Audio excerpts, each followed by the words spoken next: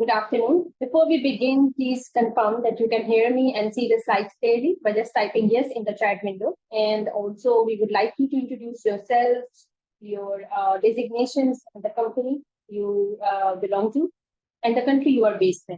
Confirmations, it's a pleasure to see an international audience of people from all industries and backgrounds. Good to see you all, and great. Thank you so much for confirming. I would like to thank you all for registering and taking time out on a Sunday to learn about an effective alarm management system in accordance with ISA 18.2 IEC 62682 standards. My name is Aisha Khalid, and I will be your introductory speaker for today. It's a pleasure to host this webinar for you. This is our 96th webinar in the series of technical webinars that we are conducting. As a practice, Velosi conducts one webinar every month. So please follow us on LinkedIn, YouTube, and make sure to check our website as well for the latest updates. Today, like always, we have an experienced panel of speakers. I am with my colleagues, Mr. 𝐻𝐬𝐬𝐬𝐬, who is the Managing Director, Principal Integrity and Safety Consultant, Madam Mubina Khatoon, who is Director, Engineering Services at Velosi, Mr. Anthony James William, who is General Manager for Global Sales. Moving forward during this webinar, we would encourage you to ask questions so that if you have any doubts, they might get clear. We would definitely like your engagement on the topic. You can type your queries in the question and answer window, and you will receive a reply in the question and answer window, or we can take your question live. We will try to answer as much questions as possible, but due to a large number of questions that are generally received, your question might stay unaddressed. So we apologize for that in the start. Furthermore, we will also be issuing participation certificates to all those who have attended at least 80% of the webinar and have participated in the question and answer session for discussion. Since this is quite a technical topic, we will touch upon key theoretical and practical aspects of an effective alarm management system in accordance with ISA 18.2 and IEC 62682 standard. In this limited 2 hours, we request you to follow us along with us and keep asking questions to help us make this session as engaging as possible. So let me begin with a Velosi introduction and tell you briefly that what we do. Velosi is a global leading consultancy firm that provides asset integrity, engineering, HSE, and software services to the clients worldwide. It was founded in 1982 in Malaysia and then acquired by Apple Spain in 2011. We operate globally through our associate offices in Middle East, Africa, and Asia. Our corporate office is in UK and our office is in UAE, Abu Dhabi.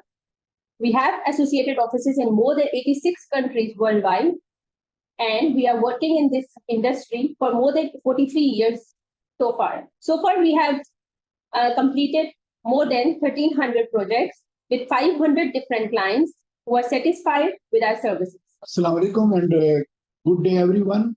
We know this is afternoon in Abu Dhabi, UAE, and late evening in the Far East and early morning in Europe. And our webinar is being attended by participants from all parts of the globe. It is very encouraging for us, and a number of participants are also increasing. Right. Today's topic is very interesting, but it is not for young engineers, I would say. They may learn something out of it, but it is more for the practicing engineers. And moreover, it is more relevant and useful for the people who are working in the operating plants and sitting in the control rooms. And they would be able to correlate the issues of the alarms, or so many alarms in the control room. It also carries one like a reality checking at our parts, like whether in the prevailing operating industry, whether alarms are being managed as they should be managed. If alarms cannot be managed, then there is also a challenge for the industry, oil and gas and power sector, chemical sector, fertilizer sector, whether control room is being effectively playing its role in the management of the plant. If alarm cannot be managed, then control room, operating staff practically become irrelevant. So, keeping those threats in mind and a number of incidents which occurred in the globe, in the world, ISA 18.2 was first issued in 2009 and then reissued in 2016. Along with IEC is also moving parallel 62682. And these two standards are helping industry to effectively manage alarms in the control room so the operator can play a role. Our presentation, if you can see, the number of slides are more.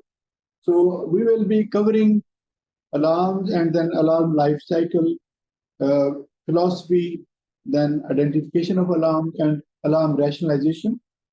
This would be the first half, and then we will have a question answer sessions, and then we cover the second half. But that second half we will be covering with the fast stream because we cannot cover all 287 slides with a detailed discussion.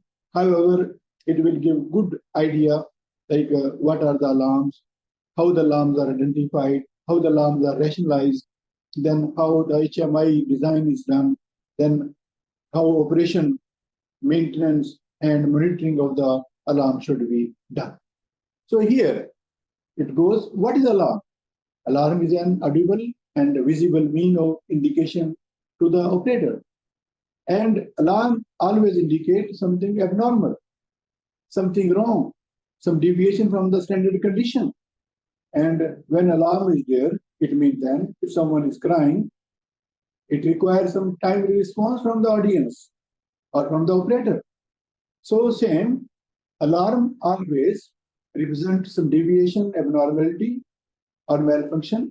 Number two, it requires operator action. Then alarms, alert, prompt. Three definitions are there in the control room. Alert normally is a kind of message or prompt which is not meeting the definition of the alarm, but it is providing an alert to the operator. Secondly, the prompt means there is a message, like some action or some message coming to the operator, so as he should be aware. It is a text message. One thing I would request to the audience, if you have some questions, please write into the Q&A session Q&A window, so as we can answer in the middle. And those questions would be basically interactive questions. We will ask participants to give their names and ask questions live, and other participants would be able to listen their questions as well. The next part, what is expected from the alarm? The alarm should be understandable. It should be requiring a response, and it should be unique. It should be timely. It should be relevant, and it should be prioritized. So these are the expectations from the alarm. Now, like as I said in the beginning, alarm means we are talking about control room related alarms. We're not talking about wake-up alarms, right? Which we take from the mobile phone or the watch. No, these alarms are in the control room where operators listen these alarms and accordingly organize their action to keep the plant running safe. Right. Next, how alarm work? Like in general, if we say there are 8-9 layers of protections. First is inherent safe design, and then plant is we have started the plant facility. Pumps are started, compressors are started, then fluid is being pumped or pushed, and then reactors are working or the separators are working as a static equipment, and the plant is working. It's normal conditions. So all basically operating conditions are within the operating range and normal operating range. So normal condition, no alarm required, no operator intervention required. Normally plant works. I'm talking about not batch processes. If continuous processes are there, plants they work without intervention of the operator, and it can work without intervention of the operator. However, if there is some change in the input condition, or if any condition getting out of range, so then there would be a first stage. As we see, there are the BPCS controllers. BPCS controller means throttling, If people from the operating plant or engineers from the operating plant, they would know there are like LIC, HIC, TIC, PIC, like which are normally called as temperature indicative controllers or the pressure information controllers, or there could be a level indication controllers. So all these controllers are throttling the control valves so as the fluid conditions does not exceed the limit, right? Okay. So now, if those conditions are unable to be controlled by the BPCS means basic process control system controllers, then there is alarm, and then operator has to intervene. If operator will not intervene, then interlock or the trip will occur and plant will go to shutdown.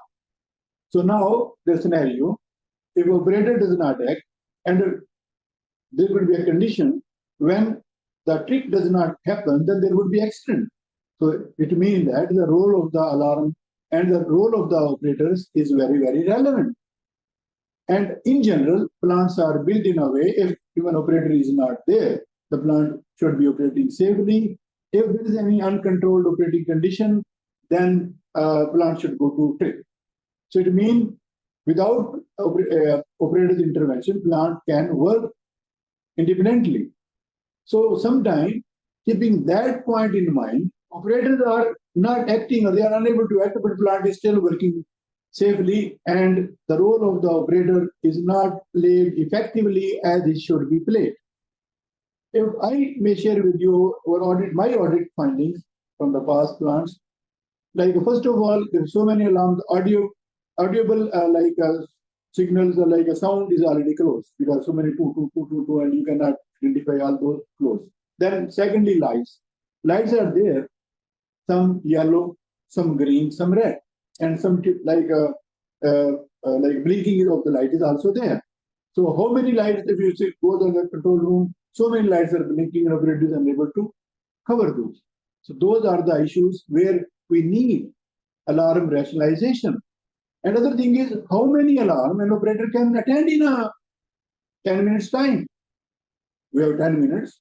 Like here is a one alarm, there will be some response. He may need to call the operator from the site. Okay, go please open this valve, or he may need to adjust some adjustment on the knob. So it will take some time. So if one alarm, two alarm, the operator can attend in 10 minutes. If alarm comes more than 10 in 10 minutes, then it is a flooded condition. Alarm operator cannot do anything. So we have to see how many alarms would be there in a controlled way so as operator can manage. So this is another issue. Then there are some bad actors. Then there are certain chattering alarms, and there could be also a situation in the plant when all of a sudden the condition is there, so many alarms are coming. Like let's say if a skid is gone on, shut down. So there could be various alarms which will be telling there's a low level, there's a low pressure, low temperature, blah, blah, blah. This will give so many alarms to operator, and he will forget what to do with the other important alarms. So these are the normal issues. And if these issues does not taken seriously, if the ESD system does not work, then there's a boom. Boom means an accident. It can happen. We will show you like it happened in the past. So purpose of the alarm is to make operator aware of abnormal situation, to help operator diagnose the source for an upset, to guide them to an appropriate response in order to prevent an impending likely consequences. So this is the role of the alarm. Right. So now if we see, the subject is not difficult. We know that it's a direct reaction. The only problem is alarms are there, but there are too many alarms. If we can identify those alarms, which are safety critical alarms, which are like HECS related alarms, and which are like diagnostic alarms, and if the consequence-wise priority is defined, then this called rationalization is done, then we would be able to manage that situation. And then we have to also see how many alarms practically an operator can attend. Number two, whether operator is aware what he should do in case of that alarm. It means alarm response should be clearly defined and operator should be clearly trained. In the normal alarm system, if you see, you go any control room, I'm just showing you only one operator sitting there, are many operators sitting there, right? and they are seeing the situation, blinking lights and so and so. But sounds are generally we see closed. They should not be closed. Then what I just said, if I see the presentation point of view, the same thing. The primary function within the alarm system is to notify operator of the abnormal process condition. Number two, the alarm system can include both the basic process control system (BPCS) as well as SIPs or SIS related alarms.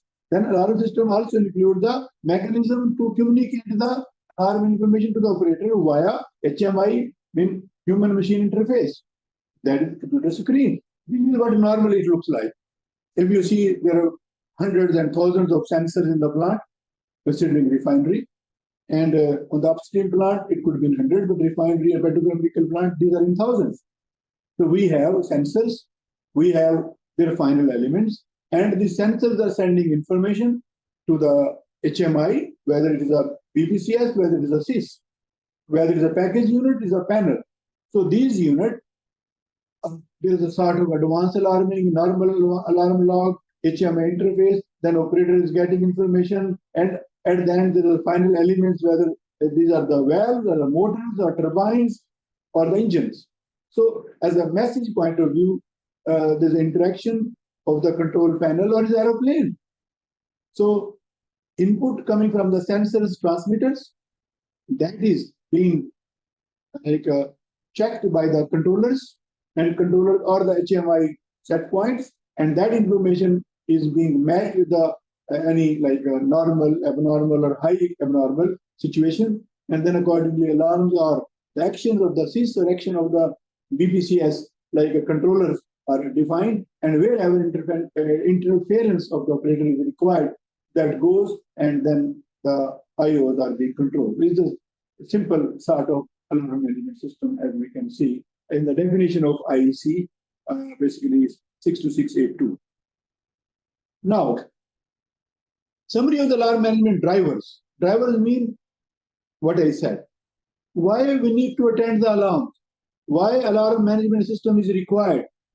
So, as one of the consultants serving in the industry like me, I see a major trouble. There are, in general, 5 layers of protections in the plant. Inherent safe design. Number 2, detection. Number 3, control. Number 4, mitigation. Number 5, emergency response plan. If you see that inherent safe design is being managed at the plant design stage, construction stage, and a commissioning stage. Then second is the detection, mean fire and gas detection system or your BPCS. It is control.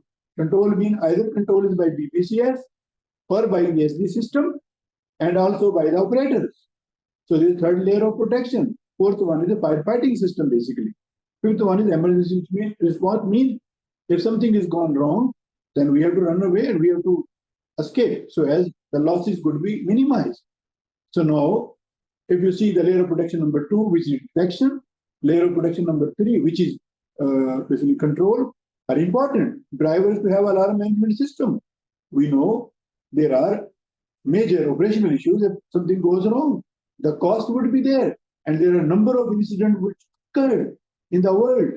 Like few examples are there: Milford Haven, 1994, Buncefield in 2005 in the heart of London, Texas City in 2005, also in the Texas City incident, Deepwater Horizon in 2010, DuPont in 2005.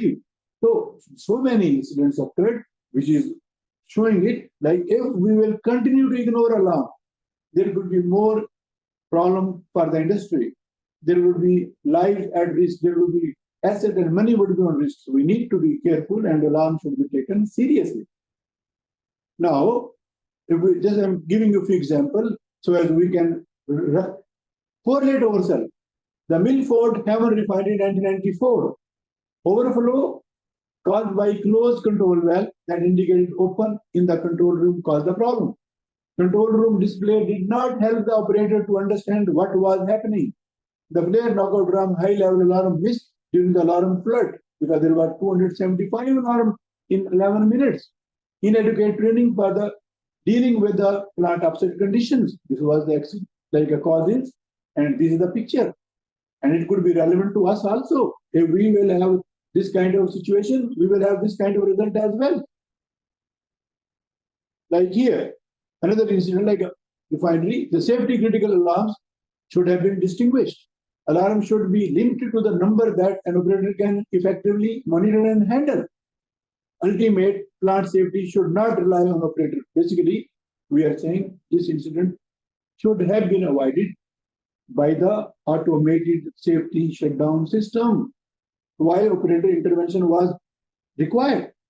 Because plants are built in a way, plant should be safely shutting down if there is an abnormal condition. It means something was wrong with the plant design and plant like operational management system as well. This is a learning which is coming from the Milford Haven refinery fire. Second, this was 2005. Whole world was seeing like on BBC and CNN, the BP tank farm was on fire. It caused by the one tank overflow caused this explosion fire. The tank level gauges failed and no alarm was triggered to indicate when the tank reached to 2/3 of the capacity. High level safety alarm failed and did not trigger automated shutdown of the feed well. Then poor HMI design was also one of the cause. Here, this is the end result. The whole tank farm converted into basically nothing. Everything is destroyed if you see all around. And it caused very, very big embarrassment for British Petroleum at that time. So issues are there. We need to be aware, and if something goes wrong with British Petroleum and other company, so it means problem can come to our facility as well, and we should take alarm management very, very seriously here. Like Australia, if we see that Deepwater Horizon in 2005, another fire, which you can see that. So here 11 people killed, dozens injured, dozens of sensors were placed all over the horizon on the deck. When sensor detected the gas on fire, alarm was created on the bridge, the drill shack, and the engine control room. It should automatically trigger general master alarm, but practically alarms were there and the operator did not wake up the people. This is a normal false alarm, and it was the actual alarm which basically caused the fire and killed 11 people here. The issue is there if we ignore the alarms. Now, DuPont, from 2005 onward, they have various incidents, right? Even though DuPont is one of the champions in process safety. But if you see them, so many incidents occurred. Like one is like and serious accident occurred from last 20 years. Ruptured disc incident is there. We hole allowed venting inside the building that caused trouble, and then there was a serious consequences for that particular incident.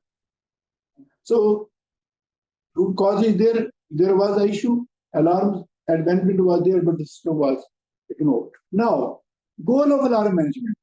See, speed-wise, I'm a little moving fast because I have to cover this subject in 2 hours' time, and I hope it would help the audience and it will be useful information. So we will be basically sharing this video in YouTube, and you will be able to see with the slow board also. So what is the objective of the alarm management? The main thing is we should be able to operate plant facilities in a safe manner. Number two, we should be able to take required action if there is anything might be going wrong. And we should be able to prevent unwanted shutdowns. Like we should be able to comply with the regulatory requirements. And it can also help to make quality product because we will be monitoring integrated operating windows, operating limits of the facility with the help of these alarms. So now, what are the common issues with alarm? As few examples we have seen in the accidents, like one is nuisance alarms, like a chattering alarm which comes back and forth. Number two, alarms identify the incorrect priorities. Alarms that require no operator response. Alarms that occur frequently, bad actors. Alarm overload. Flooded alarms. Improper alarm suppression. So there are various issues are there which need to be managed. It means the role of the operator, the role of the control room is very, very important for the safe operation of the facilities. Now, alarm management, how it should be done. So there are code and standards which are governing how the alarm management should be followed. So it is like a code of ethics. It's up to us whether to follow or not to follow, take it seriously, or we should not take it seriously. Like it's better we learn from others' experience rather than we experience a failure and then learn. That's the message. So two major codes are there. And then there are basically practices which are adopted or developed by various operating companies like 𝐻𝐞𝐚𝐫𝐧𝐢 have made their own alarm management philosophy. Similarly, Saudi Aramco have made, Shell have made, BP have made, but the governing standards are basically ISA 18.2 and then IEC 62682. These are the two main standards, and 18.2 and IEC 62682 are more or less similar documents. Like overview, if I try to go through, this is like the major content list of this standard. If you see here, it is talking about like a normal philosophy, then alarm, like life cycle management, and then under philosophy side, then under life cycle, like identification, rationalization, detailed design, implementation, then operation, maintenance, and all aspects are covered under this, basically the content list of the standard. And then purpose of this standard is basically to provide a platform, basically a basic rule of thumb, or rule of game, basically, which for the design, installation, and management of alarm system. Alarm management includes multiple work processes throughout the life cycle. Like somebody has to identify the alarm at design stage. Then those alarms are basically developed, or DCS system, or ESD system, or HMI on the control room that is being designed, and then it is implemented. Then it is operation. Then they require also some sort of maintenance if something goes wrong, or calibration as the life goes on, and then how to monitor the performance of alarm management system. So all these aspects are becoming important as a part, and these are covered under this standard. Now, if we see the overview of 682, it is a similar standard, but one is like ISA is the American standard and IEC is the European standard. So both are complementing each other. Similar contents are there in both standards.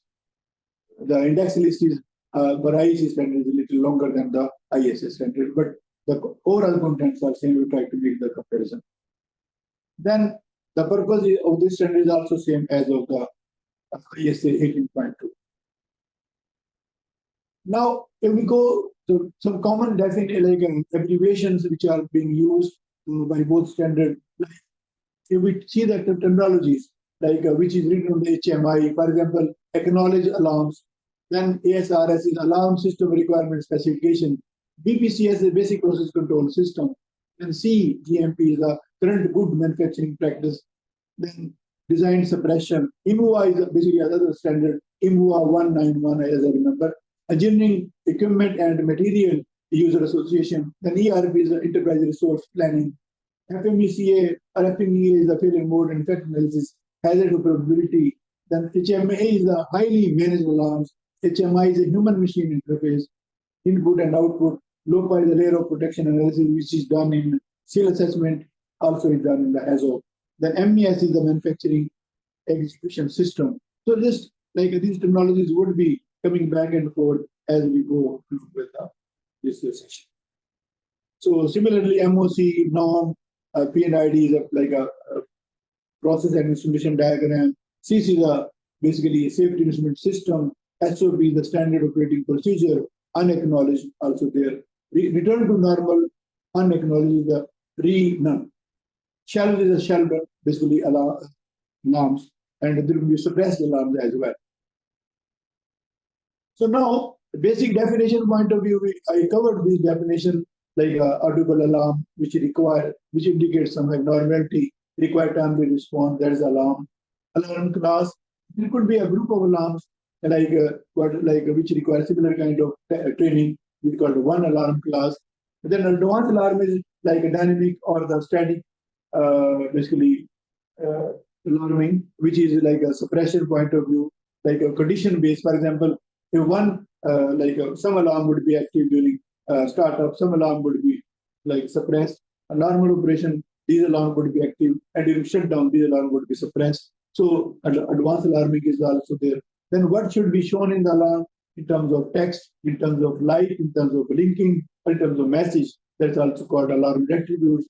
Alarm deadband means to avoid basically chattering, there's on-off delays. So as if a set point is a certain point, like a 2%, 3% below that range, alarm, if once activated, it would not deactivate itself till the condition is lower than that. So as if same condition comes again, it will not be immediately ringing. So alarm deadband and on-off delays are very, very important. Acknowledgement, when alarm is there, the operators are required to acknowledge those alarms. Similarly, there should be alarm priority. Enunciators mean alarm like a sound. Then dynamic alarming, as I said, both static dynamic alarming or the state mode dynamic analysis alarming, both are applicable. Alarm flood means if alarm let more than 10 alarm in 10 minutes, that's called flooding condition. Chattering alarm means if alarm is coming back and forth. Event means if any abnormality being reported, that's called event. Then eclipsing means if we have two alarms at once, like through one sensor, like a high alarm and high alarm. So eclipsing means if a high alarm could be put off, high could be kept on. That is called eclipsing. Then fleeting alarms are alarms which are basically just like a chattering alarm, which basically goes on longer time. Then master alarm database is a listing of all the alarm with alarm conditions. Then highly managed alarm, if the high critical alarm.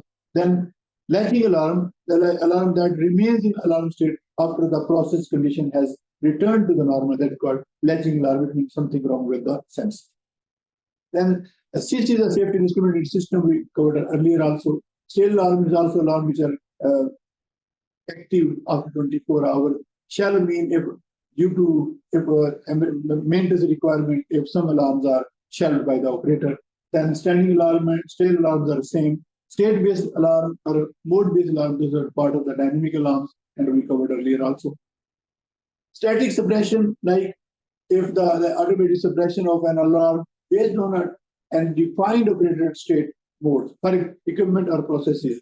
Transition from one state to another state, example, like if a normal state, shutdown state, startup state, and then if some part of the plant is basically gone on shutdown, then all associated alarms should be suppressed. This is called suppressed by design.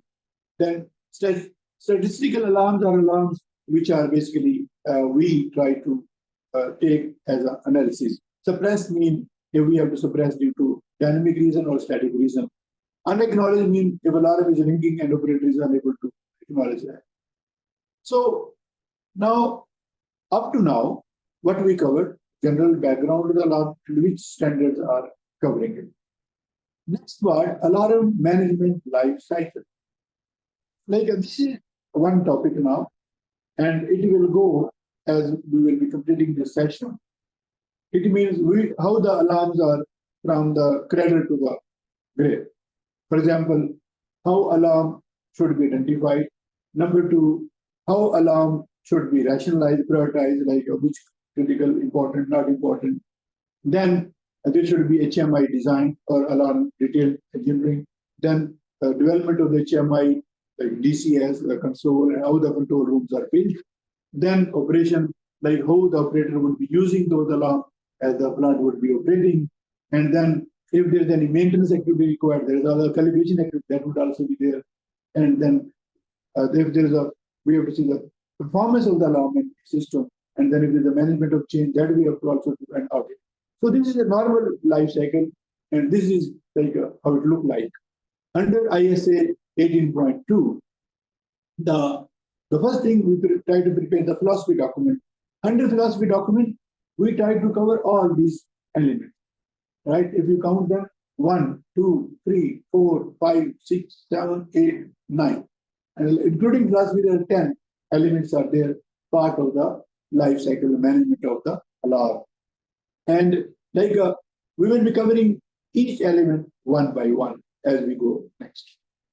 Here, like as I said, alarm management life cycle covers alarm system specification, design, implementation, operation, monitoring, maintenance, and change activities from initial concept to the decommissioning. The life cycle model is useful in identifying the requirements and responsibilities for implementing an alarm management system. Create a framework for a sustainable alarm management program that can deliver continuous improvement.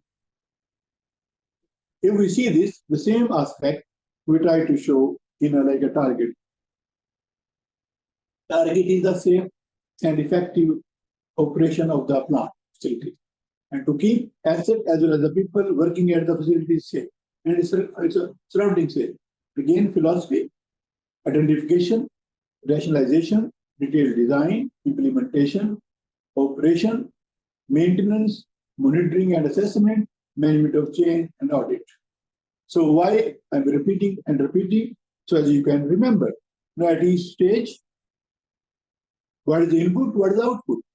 For example, what we get from the philosophy, objectives and standard audit recommendations, as well as the life cycle aspect, which are basically alarm philosophy and the ASRS.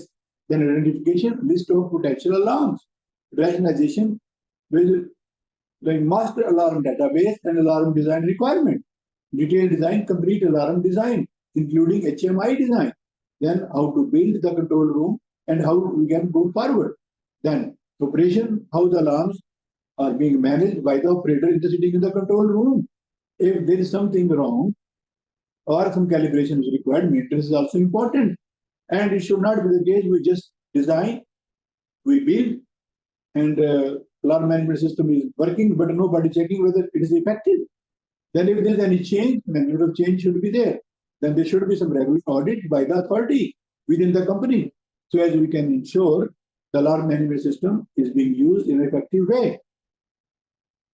So same aspect, if we go to the ISA standard, this is very user-friendly. Same aspect they have defined here. It's not like I am presenting something out of the context. It is coming from the standard. Philosophy point of view, what are the activities? For example, document the objective, guideline, and work processes for alarm management and their specification. Item 6.7, objective and standard, and the alarm philosophy and the ASRS. Then identification point of view, determine potential alarms. PHA report, P&IDs, operator procedures, list of potential alarms. Rationalization is very, very important. Then rationalization, classification, prioritization, and documentation of the alarms. Item number 9 in ISA 18.2, alarm philosophy and list of potential alarms and master alarm database is output. So similarly, all these aspects are there, which are part of the standard. If you open that standard, it is very user-friendly and we can easily understand. I got a time limitation, so I may not cover all item by item, but we have a professional alarm, like alarm management professional certification program under Velosi, and that course would be like a more detailed, and there would be exam also. So if you would be interested to be certified by Velosi as an alarm management professional, so Velosi would be able to provide, or VTI, Velosi Training Institute would provide to cover that. However, as per today's like a program, you will be receiving a certificate of attendance. It may not make you professional, but at least it will give you awareness. And if you would like to like utilize this knowledge along with the combination of standards, so you would be able to like work further. Next, like life cycle loops. Mean this is like one aspect. Like if we try to identify the alarm management system, practically they got three areas. One is the development and operation phase. Like we have a philosophy cover for a whole life cycle. Then we have identification, rationalization, detailed design, implementation, management of change. This is one aspect. Then we have operation, maintenance, and maintenance monitoring. And overall, when we have to check audit, we have to start from the philosophy and go through if everything what is being done from identification to monitoring and assessment, that is being done as per the company philosophy which was established.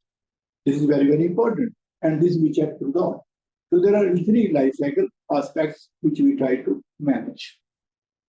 So it's the same, monitoring the loops, like as I explained, 1, 2, 3, like at philosophy stage, then at the development and implementation stage, then operation and maintenance and performance, and then audit aspect.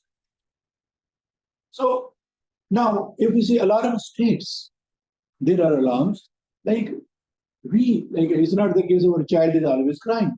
If a child is crying, there's something wrong with him, with her. So mother has to pay attention. One normal thing is there, if you will not cry, you will not get the milk. This is for the child. Same is the case. If plant is working normal, there would be no alarm. If any alarm is coming, it means something is abnormal. It means that it should be acknowledged by the operator. If problem is smaller, it should go to our situation is normal to go back to the normal operator. Normal operation, no alarm. Then alarm, whether being acknowledged, being not acknowledged by the operator. We should know that. And if some alarms are shelved by the operator for maintenance reason, okay.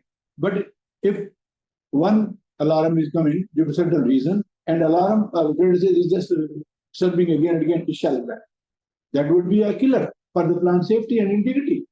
If some alarm is suppressed by the design, is fine. But if some alarm is suppressed by the operator just to reduce his work or her work, that would be a crime. If some alarm is out of service, we should know it's a defeat register. Since alarm is out of service, if the plant is working at that particular time, how I will control the situation? So alarm state transition diagram mean normal to abnormal, abnormal to normal is a daily work of the plant operators. How we manage them. So we should know that, and this is called alarm state transition diagram. This is showing the concept. Normal operation, abnormal situation, acknowledge, corrected, and normal again. Unacknowledged, continuously going on, and then the shelving, suppression, out of service, these all aspects operator should know, and this talk should be there in the operator room, in the control room. So normal state, acknowledged state, unacknowledged state I covered. Then similarly return to normal, unacknowledged, and return to normal with acknowledged, shelf state, and then suppressed by design if there's a condition, out of service. If it is out of service by management of change or by defeat register, fine. But if not, then this would be an issue.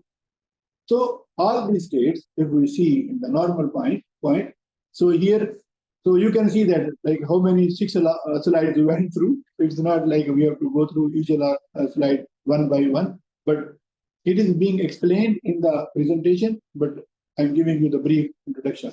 So this is the normal, like mnemonic, for example, norm, unacknowledged, acknowledged, RD, none, shall, D, suppressed, OOS, like out of service. These are process condition, normal, abnormal, normal, normal, or abnormal, normal, or abnormal. These conditions are there. Then alarm status, then initiate status, acknowledge status. So here, these are the basic rules. If we have a list of alarms, this kind of acknowledgement, like aspect, could be defined on the alarm in the alarm management manual. Here, when we say that, this now we are coming a little further. We call it alarm response timeline, mean operator's response time.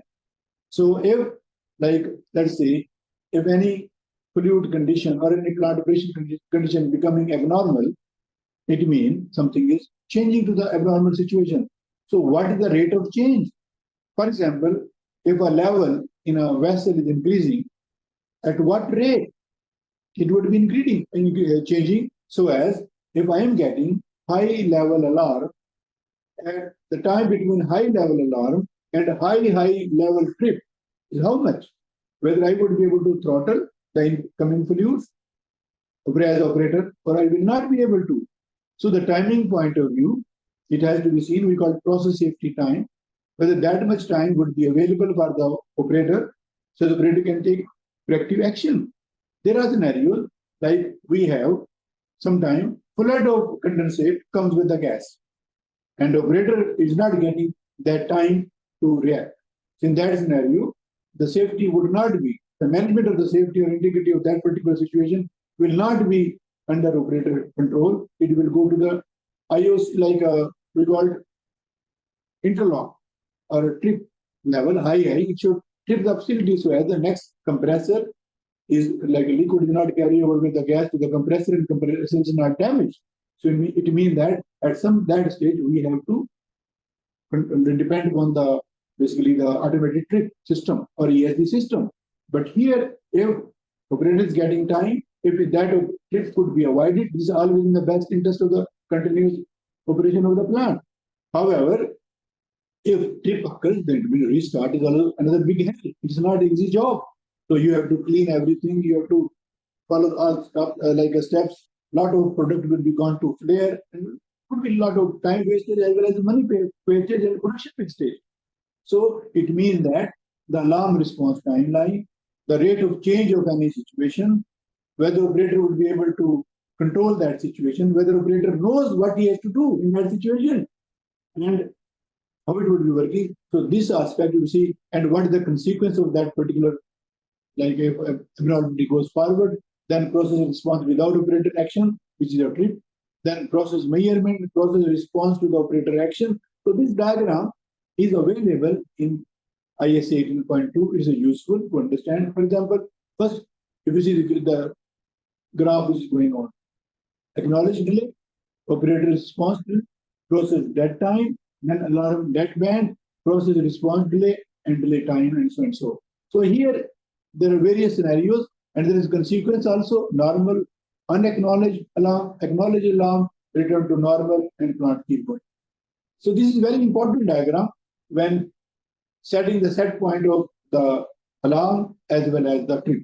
And this is being used by the process engineer while making these, identifying these set points.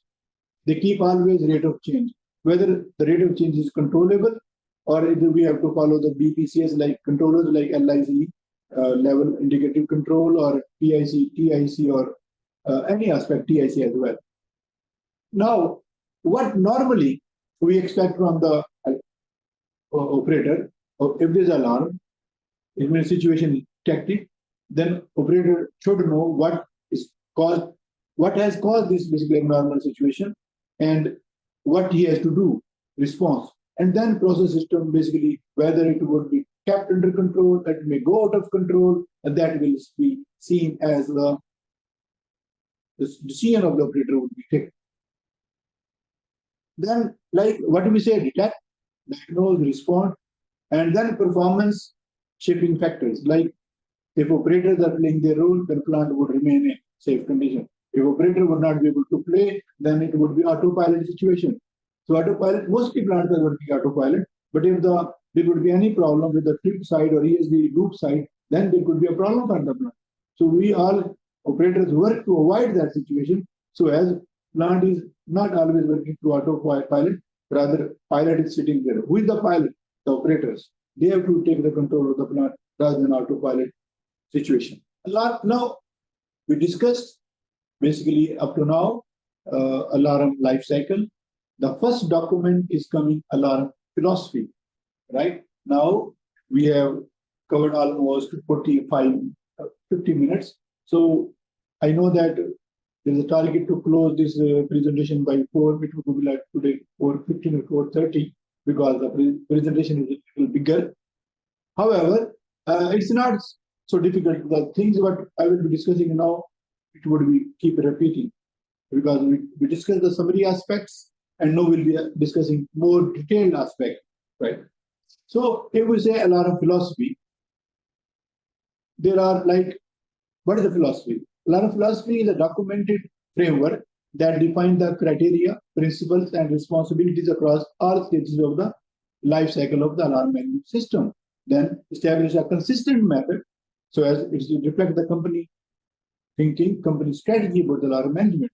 Alarm philosophy is a necessity to design. Like if without a proper philosophy, we don't know like how we want to manage the alarms in our facility. Whether we wish to manage all alarms or we wish to manage controlled level of alarm. How many operators would be sitting? Like in normal, there is a distribution like a critical alarms, medium critical alarms, and low critical alarm. The distribution is like a 5% critical, high critical, 15% medium critical, and 80% lowest critical. So, a philosophy point of view, how we will manage that. All the diagnostic alarms, which would be coming from the DCS. So, as we know that if some like a sensor or transmitter is not being properly, we can get the information. That is the alert. That is not alarm. Whether it's mixed up with the process PNID alarm. So thirdly, we should also know like what action could be taken by the operator. If operator is unable to take action, then alarm is irrelevant, right? So if like a child is crying, the mother should know why he's crying, whether he's sick, then he is required to take to the doctor. If he's hungry, food should be given. If you have another demand, then it has to be seen differently, like interaction. It might be the child is beaten by the other brother. So that it means that if other parameter is affecting this parameter, operator should know.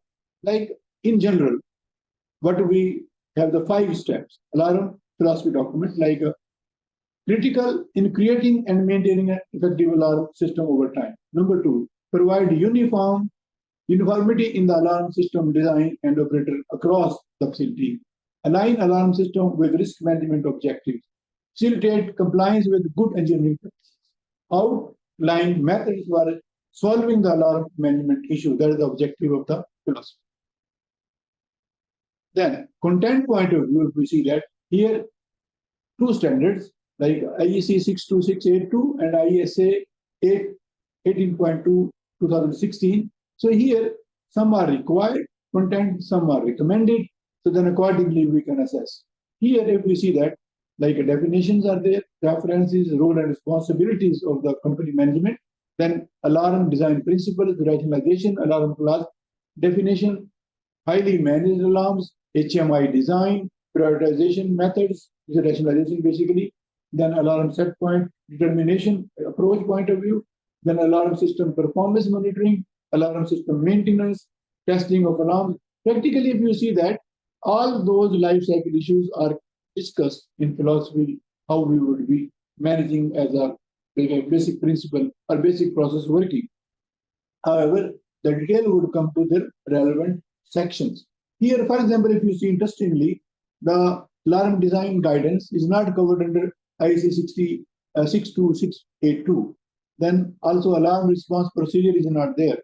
Alarm shelving is also not addressed. But in ISA 18.2, both are required and third is recommended, shelving procedure. So it means that these 2 standards may disagree somewhere, but mostly if you see somewhere IEC 682 is saying recommended, where ISA is saying required. So somewhere it is matching the same. So it is a company policy if you would be following 18.2 or you would be following 62682. Accordingly, the action would be and documentation or the future management would be taking shape. So here, like a normal document, so it is like a document what we prepared to be received. It's this index. That's why I did not hide the name, right? So we are not saying sharing the document, but only how the documents are prepared. Like the EPC is there, the operator is there, and then third party is there. And if you see here, how documents are shown here. So alarm system design process, alarm like selection design process, then alarm system implementation. And since there is the EPC stage, so they have gone to alarm priority, alarm system maintenance, and management of change, and the next content is also there. So expertise required for alarm philosophy development when we are developing. So practically, process, INC, because alarm might be coming from electrical side as well, alarm might be coming from the rotary machine side as well. So all kind of expertise are required when we are making the alarm list, right? The SLD-based alarms, PNID-based alarms, and those alarms which are being driven by the various nature of the equipment. So all like a combination of resources is required, and some person would be like on the process side, somebody like would be on the analog side, or HMI side, like human machine interface side. So a lot of philosophy document is owned by mainly by process and instrumentation side, but supported by process safety and other stakeholders as a partner in the company. Like I basically put a little less information as a one question regarding alarm philosophy, right?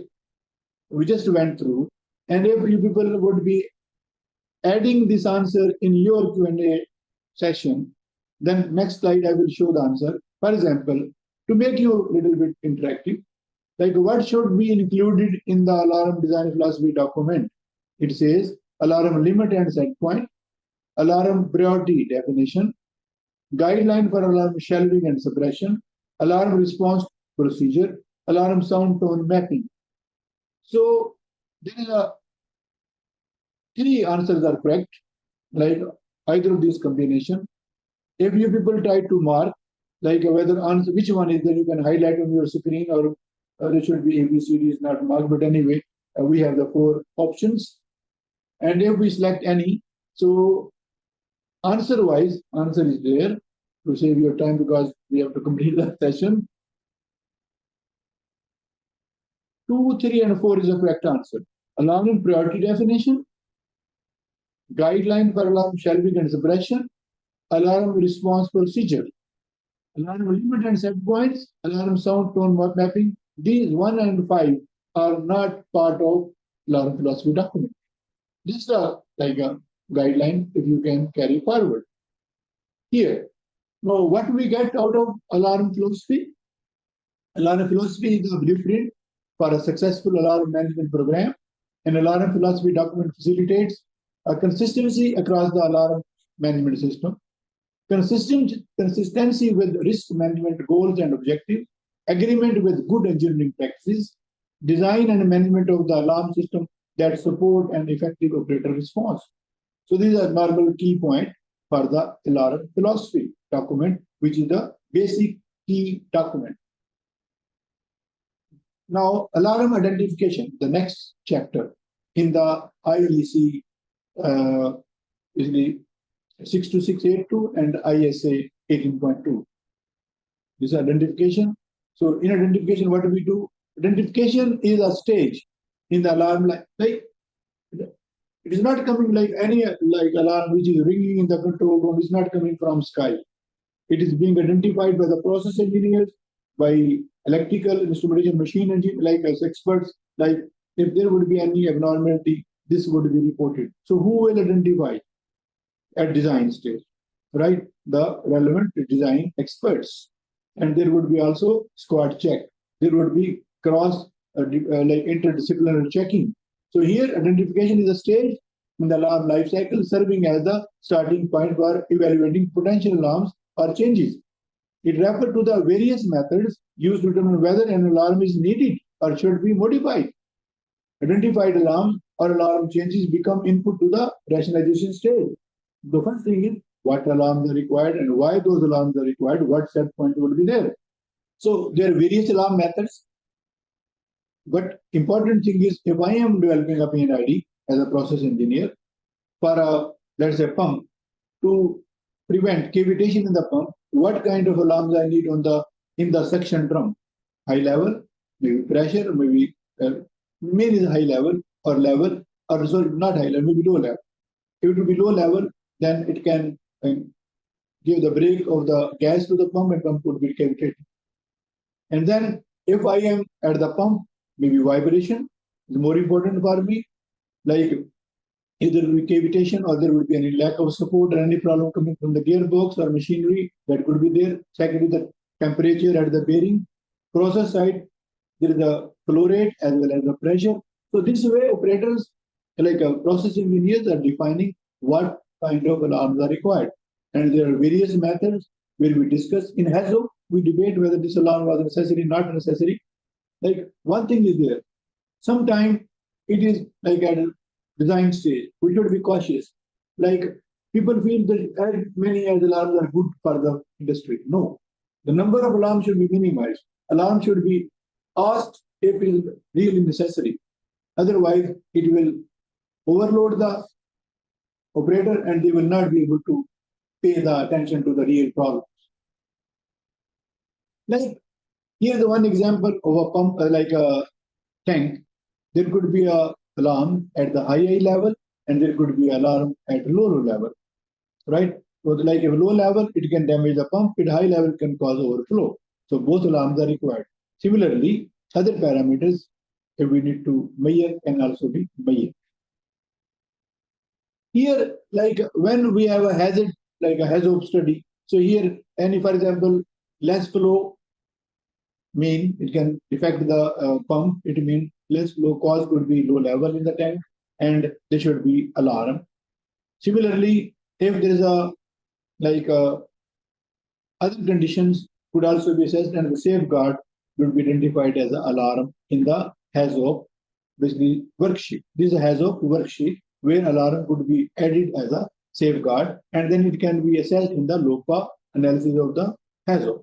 Like if we would be getting the risk reduction to the equal level, and problem would be managed by the operator, and operator knows that this alarm is critical or not. So here, if we say identification methods point of view, so we have various scenarios like inherent safe design, and then basic process control system, as I said in the beginning, LICs, PIC, TIC, so FIC, and all the controllers which are throttling through control valves and managing the flow in the normal process. And then generally in this side, we don't ask for trips. It's only controlling, throttling. And however, if BPCS is unable to control, then there is alarm and operator intervention. And then if they are unable to control, then there's the ESD system, fourth one. And then physical, like if even the ship is not protected, then safety relief valve can relieve the high pressure. Then if something leaks, there are bunds, the draining system. And there is also a fire and gas detection system if something goes out of the boundary of the equipment. Then there's a plant emergency response plan. And there is also community like firefighting expert or civil defense or hospitals which would be helping. So there are 9 layers of protections which works for the safety of the integrity, safety and integrity of the facilities. However, alarms are the third layer of protection and a very, very important layer of protection. See, another important point, like it's not the case like one time pressure come to this limit or temperature come to this limit and there should be all of a sudden alarm. There is basically a scenario. There would be some transition under that. Like if from this range to this range acceptable, if it goes to this range, then there should be alarm. If alarm is unable to act, then there is some deviation limit, and then the high, like high level alarm, high trip. And this is our two combinations there. Similarly, shutdown and disposal is the last part. So here normal operation, then upset condition, and then should be a trip condition, and there is a time gap in between. But that time gap depends on the rate of change of that particular variable, process variable. If the process variable is not having enough residual time, as I said, if let's say a pipeline, and in pipeline, if we say there are like knockout vessels, separators are there, or we call it, forgetting the name, if a lot of condensate comes all of a sudden from a low area, and that condensate has maybe overloaded and overwhelmed the separator, then there would be a trip. If trip will not occur, then the liquid can go to the gas compressor, and compressor would be damaged. So certain areas may go beyond the limit of the operator. In that scenario, the shutdown system should be able to protect the plant. So here, this is the sort of list of the alarm, master alarm database. There are many alarms, right? And here, if we see it like alarm description, alarm tag number, like the workshop, PNID, system, range, and so on and so, and response time as well. So expected operator action, consequence if alarm is not is missed, and so on. Whether consequence-wise, what is the rating, safety side, environment side, and then rationalization priority, whether high priority, low priority. So this is like a bit sheet is alarm management database, and it is showing you the next action or after identification we would be doing rationalization aspect. So this is basically rationalization as well as the alarm master database. So documentation point of view, what we try to list in the alarm master database is the consequence threshold also there, rate of response is there, consequence of inaction is there, then probable cause is there, The rationale for the consequence threshold is also identified. In an exercise, if we try to see, I already discussed that a pump is there, then low level is more important for me, because in case of low level, NPSS would not be met and pump could be damaged. So this is more important. So there's the example point of view. Pump is stopped, pump command disagree, pump fail. Pump fail is a problem, and that we need to cover. Pump cavitation when level is low or vapor is drawn into the pump. That is important, and that alarm we need to have, or trip we need to have. Question. So we also have one more question for you to think, and if you can put your answer in your Q&A sheet, and then in the next slide I will show the answer also. The exercise question is, which of the following notification is not considered as a valid alarm? So not considered. Like in one of my exercise, I could not focus on the not considered, and I said alarm. So here, what is not alarm? For example, if temperature exceed critical limit, whether it's alarm, not alarm. Motor fails to start on demand, whether it's alarm or alert. System sends priority status check, whether alarm or alert. Pressure falls below minimum set point, whether alarm or alert. So we have to select one of those questions. Only one answer is correct, three are not correct. So the answer is system send periodic status check. All others are alarm. This is alarm. Motor fails to start on demand is alarm. Pressure fails below minimum set point is alarm. But this is alert. System send periodic status check. So what we understood from the alarm identification, like there are numerous methods, sources for identifying candidate alarms. Then alarm must go through the rationalization before being implemented. Then consider like applying alarm principles, definitions during identification activity, for example, PHM HAZO. Consider documenting relevant information for rationalization, cause, consequence, corrective action in the alarm identification document. Now we go to rationalization. Rationalization means once we know the total list of alarms, we know their causes, their consequences of inaction of the operator, and then consequence rating. And if those processes where we see this alarm is more critical, like a 5%, medium critical 15%, and like a low critical 80%, how we identify those? That is called rationalization. And this is the need of the day. We have so many alarms, and if you go to the control room, there are a flood of alarms. But when you ask for rationalization, any differentiation between critical alarm or safety critical alarms and others, we don't find those. So it is important that this should be implemented, and it cannot be implemented unless and until the HMI is reconfigured. Like since this standard came in 2009 and 2016, and facilities are operating since many years, it's a major change. We know that before, like all alarms are coming via wires. Now there's a DCS program and a log chain. So any alarm can be adjusted by a normal program. So are we ready to do that? But in doing so, we should not be compromising on integrity. We should not kill or isolate the alarms which are really critical. So rationalization is the one of, like if we say that all participants, you should be focusing more on alarm rationalization. Identification already done. But if I'm sitting at my control room, so I have to see that how I can prioritize my alarms. Which alarm is more critical, right? And which is medium critical, and which is low critical. So here, when we say what is alarm, we know that. As per definition wise, we have covered already audible or visual identification, which indicate anomaly, which require timely response from the operator, and operator knows that what action is to be done and what is the process safety time. Like 18.2, the standard developed by we have already gone through, says that provide guideline for the management of alarm system for the process industries.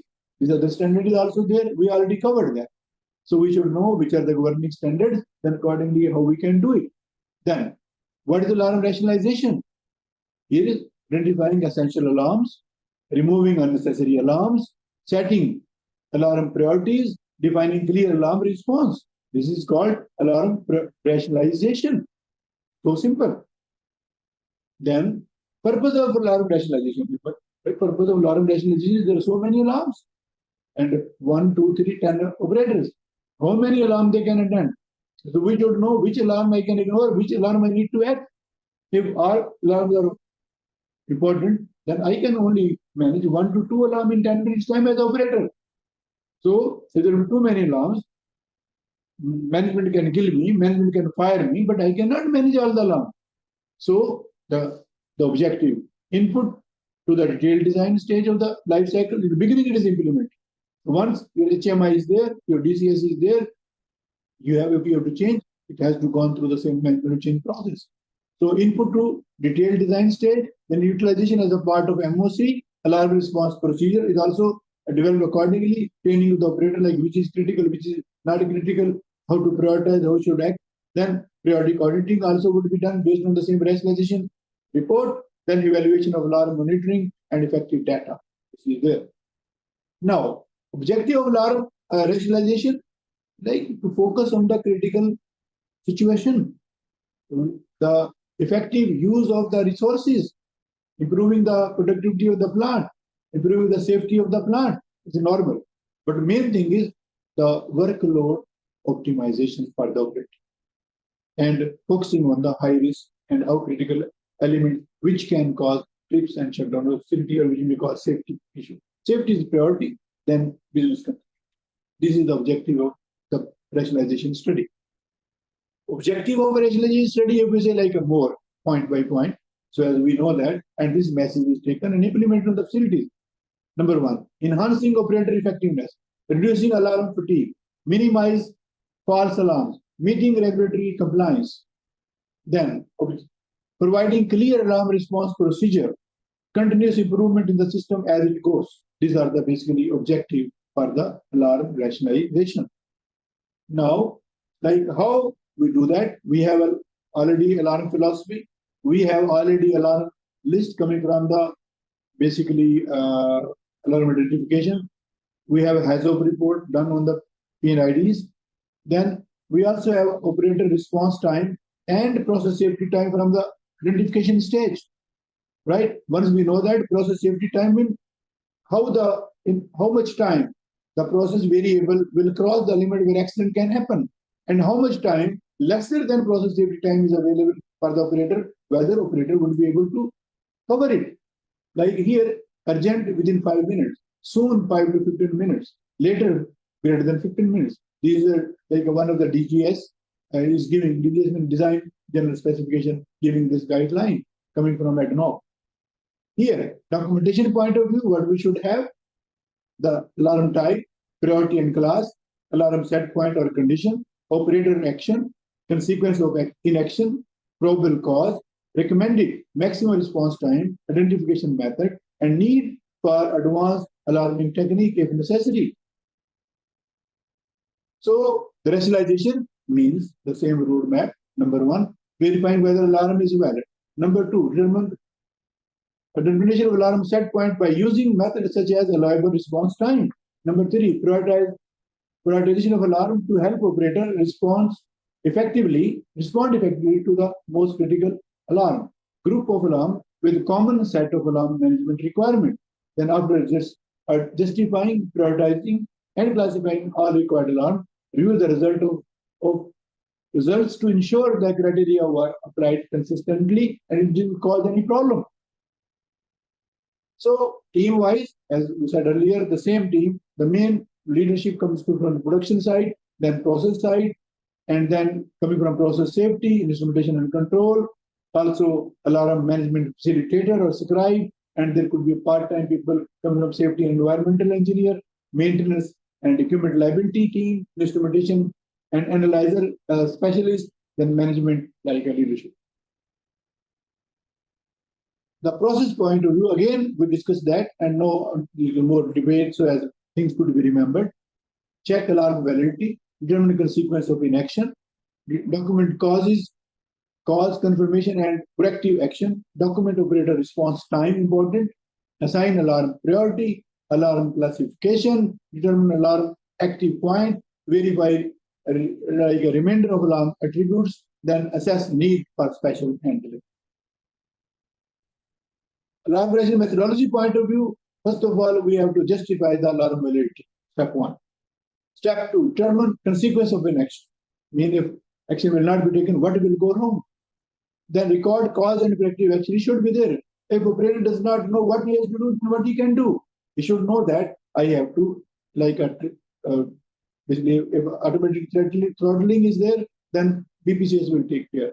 If the operator need to close any valve, they have to close any valve. If they have to, like, adjust the drain point, they have to adjust the drain point. So operator should know what action is required by them.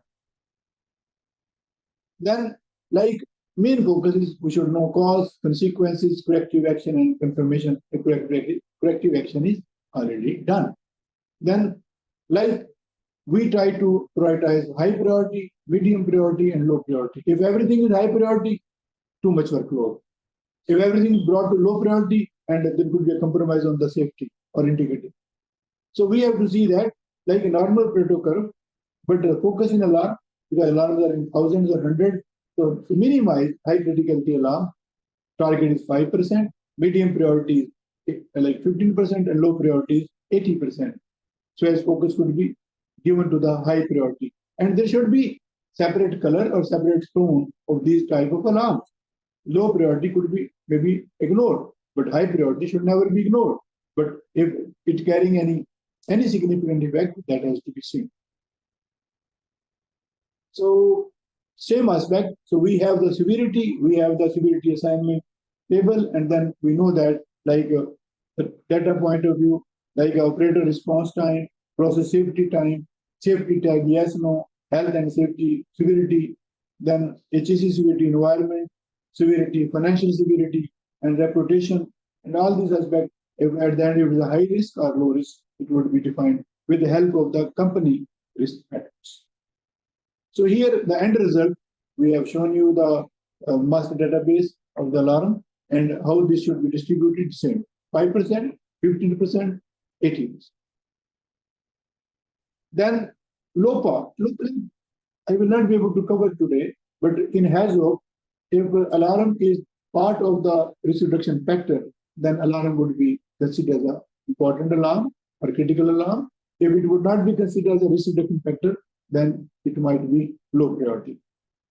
Similarly, in LOPA methodology for the SIL, if we are taking like a SIL is coming low and we can ignore alarm intervention or operator intervention, then that alarm can be ignored.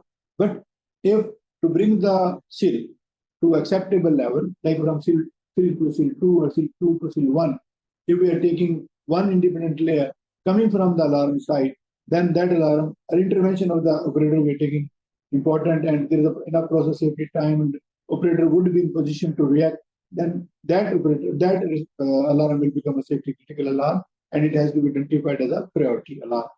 So the type of the importance of the alarm is also prioritized as a part of HAZOP LOPA, is a one aspect of LOPA, and SIL LOPA as well, determining the high critical alarm. So in my view, the most critical alarms are those which are defined by SIL as well as by HAZOP LOPA.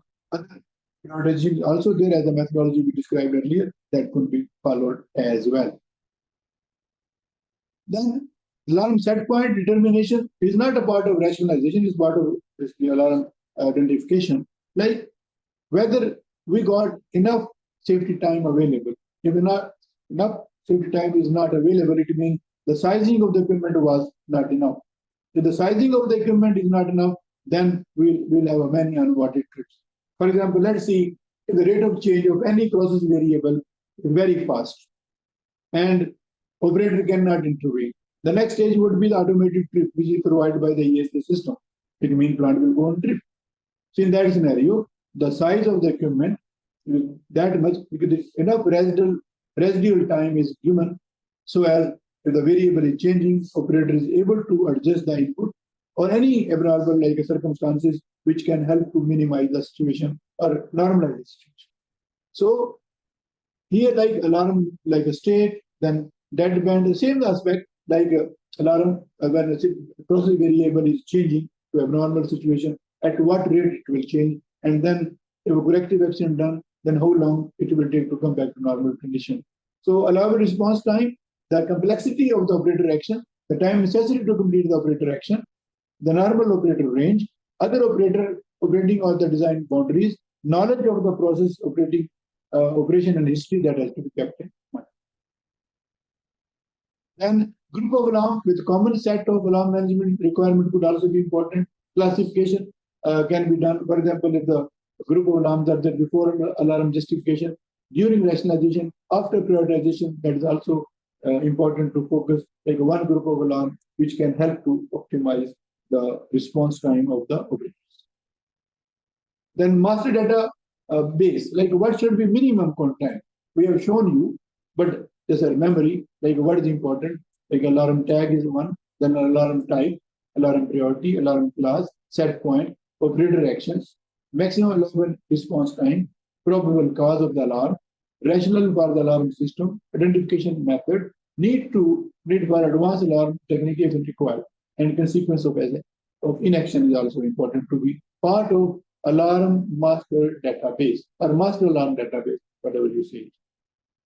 Same sheet I repeated again, so as for your memory.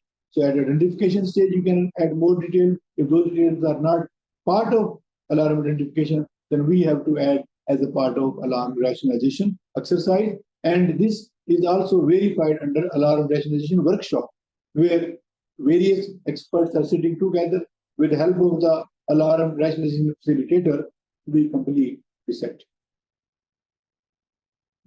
Like, for example, if we have to rationalize, we have one example of alarm, like if there is a pump which is in the sump, right, at low level, high level, like what is the undesirable situation in this particular pump?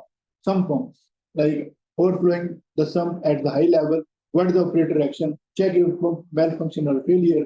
What is the consequence of connection? Spill with minor environmental consequences. So the like a turn on pump at high level, 85%, turn off pump at low level, 10%. So in this way, the priority would be defined, whether overflow is a major problem or not, or damage of the pump is a problem. So low level side, different reason, high level side, different reason. So when is it okay to have both high and high alarm from a single tag? So it has to be seen. Like it is also come under eclipsing. Like if one alarm is having high and high alarm, so we can have that. But with the two, we have to say what is the time difference between the set point of high and set point of high. If both are nearby, then high could be eliminated. So it will depend on the causes and consequences and what kind of response is required. Remember, at high, there would be a trick, right? If we want to have a decision or intervention by the operator, then there should be enough safety time and they should have an operator known action what could be done to maintain the situation in a controlled situation, a normal situation. Then implementing changes of the control system resulting from rationalization.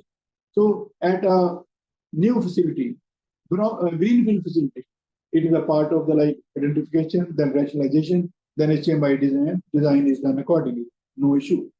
But if these changes are required to be done into existing facility, then it is a big change and it has to be done with caution. And then accordingly, the training of the operators, first of all, we have to make sure we are not eliminating or suppressing any important alarm. Secondly, it should be like an operator should be trained accordingly. It should be done through the MOC process. And like if any incident happening or any abnormality we see after rationalization implementation, then it has to revert back. We should not be so like strict. Okay, we have decided no, let it happen whatever happens. But if the lesson learned are there, we need to optimize certain things. We need to take some U-turn. We should be open to take that U-turn.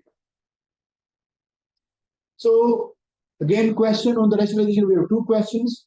Which criteria are essential for justifying an alarm during rationalization? So after this, like we will have a 10-minute question answer, and then we will resume our balanced part of the presentation. But like my focus was to have a more detailed discussion about the philosophy, identification, and rationalization. The next parts, we will go a little faster because we could cover only this much in today's webinar.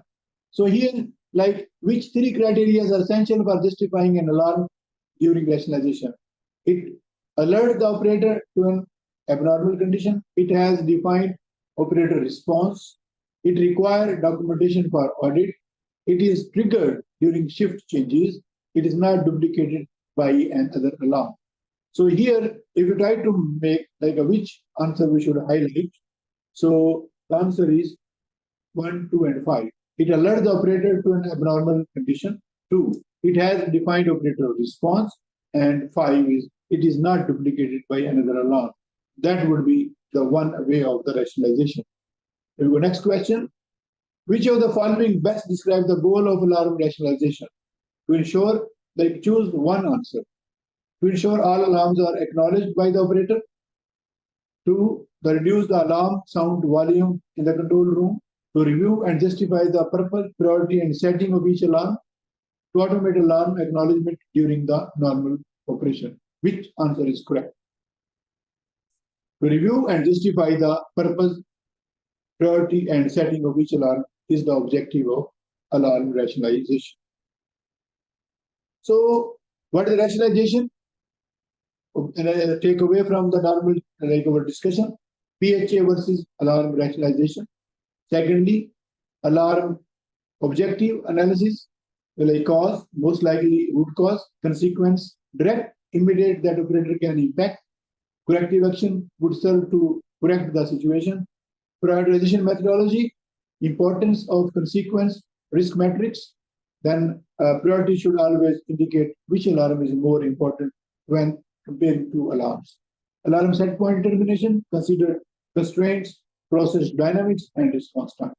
Go to next stage, like because I told in the beginning, there would be more focus on the first half of the presentation, where the what are general alarm management, then alarm philosophy, alarm identification, and alarm rationalization. So now we spend more time, but we'll be spending lesser time because these activities are not needed in retail design or basic alarm design by the normal operator. These are the activities which are managed by the design or engineering team. So under detailed design, we have basically three aspects: the basic alarm design, then human-machine interface design, and enhanced and advanced alarming also is part of the alarm system detailed design. So under like basic alarm design, we define, as I said earlier, alarm type, alarm deadband, alarm on-off delays, alarm set point. So then relationship between the interlocks, like when alarm will give message and how much time will be there in the process of rate of change, or when the trip will come, like an interlock. The set point in alarm and then actual tripping taking place. So that is important. We need to see, and we have to take care in the documentation side. Then there are various types of alarms, like absolute alarms, deviation alarms, process alarm, diagnostic alarms. So alarm could be of any type, and there's definition available. Then deviation alarm is one major type. A common application is like pressure variables, like pressure like process variable, I would say, and set points, redundant sensors. When to use, like a normal value in is far from the safety limit. The normal value varies significantly from different operating modes or products. Then specific need is identified. So prevent false alarm from plant disturbance using time delays. That is important. Then there are also instrument diagnostic alarms, like if a sensor, a transmitter sending a problem, the alarm could be generated by the system. Then alarm attribute, like what data is required to be filled. We discussed that in master alarm database, like what information should be there. Like alarm attribute should include, for example, alarm description, alarm set point, alarm priority, alarm type, on delay or off delay, alarm message, and alarm deadband. Similarly, alarm deadband is important, like at what change, like if alarm set point is reached, alarm is ringing. So at what time, how like percentage below that particular set point, alarm will go off. For example, let's say alarm rings at 80 psig, right? And now if alarm comes to 79, alarm will off, and then 80 again, it will ring again. It will be called chattering alarm. So we try to see that at least up to 3% or 2%. For example, if we take maybe 5%, like take a margin, depending on the flow and the level and pressure, let's say 2%. 2% mean almost 2 psig. So up to 78 psig, alarm should not reactivate. Also, it should not go down. And then 77 psig, alarm should go off. So then if pressure goes again back to 80, then alarm should ring again. So that is called alarm dead band. So as we can, like a chattering alarm or on-off alarm could be avoided. So alarm will ring at 80 psig, and it will off at 77. And if variable change again to 80, then only it will ring on 80. It will not ring at 77, 78, 79 psig. So that is the definition of dead band or on-off delay in the alarms. Setting the dead band is the same way. So as I said, like here, pressure is 2%, temperature is 1%, level and flow rate 5%.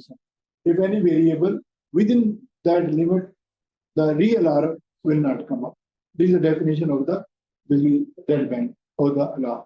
So like a configuration point of view, on-off delay means like there are variables on the process side. We don't want the alarm should be coming on and off. So in a certain condition, alarm would be there, and then it will come down as the variable would be changing below the certain percentage of that particular variable.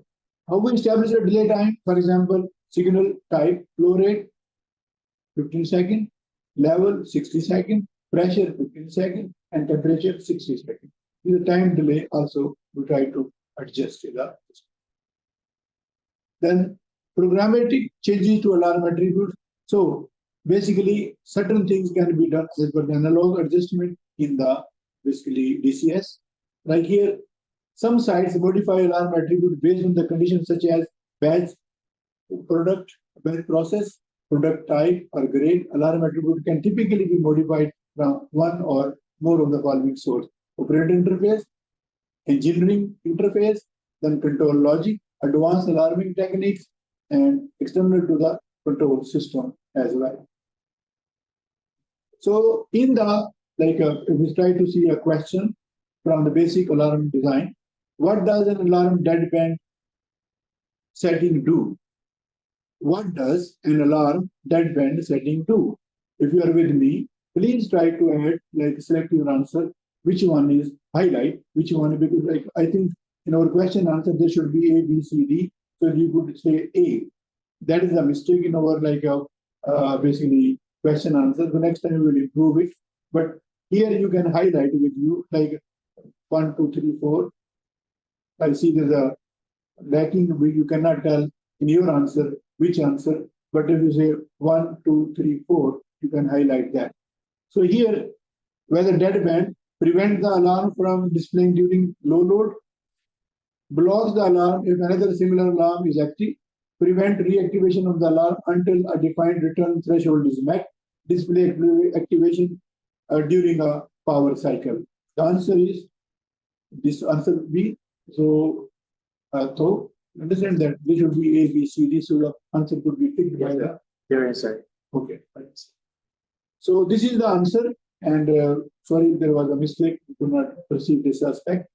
So, what are the takeaways from alarm, basic alarm design? Ensure proper alarm type is applied to best detect the abnormal condition. Create a consistent methodology for handling instrumentation system, diagnostics, alarm, pressure variable, bad. Then importance of deadband, on-off delay, or minimizing chattering alarm.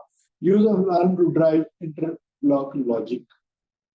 Next, a second part, detailed design, human-machine interface design for alarm system.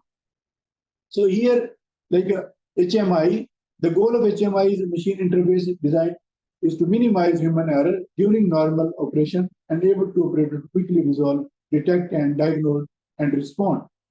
The HMI shall clearly indicate unsuppressed active alarms, alarm states, alarm priorities, and alarm types. Like here, if we see how we see the alarm on the HMI machine, various colors, various messages, and various blinking, right?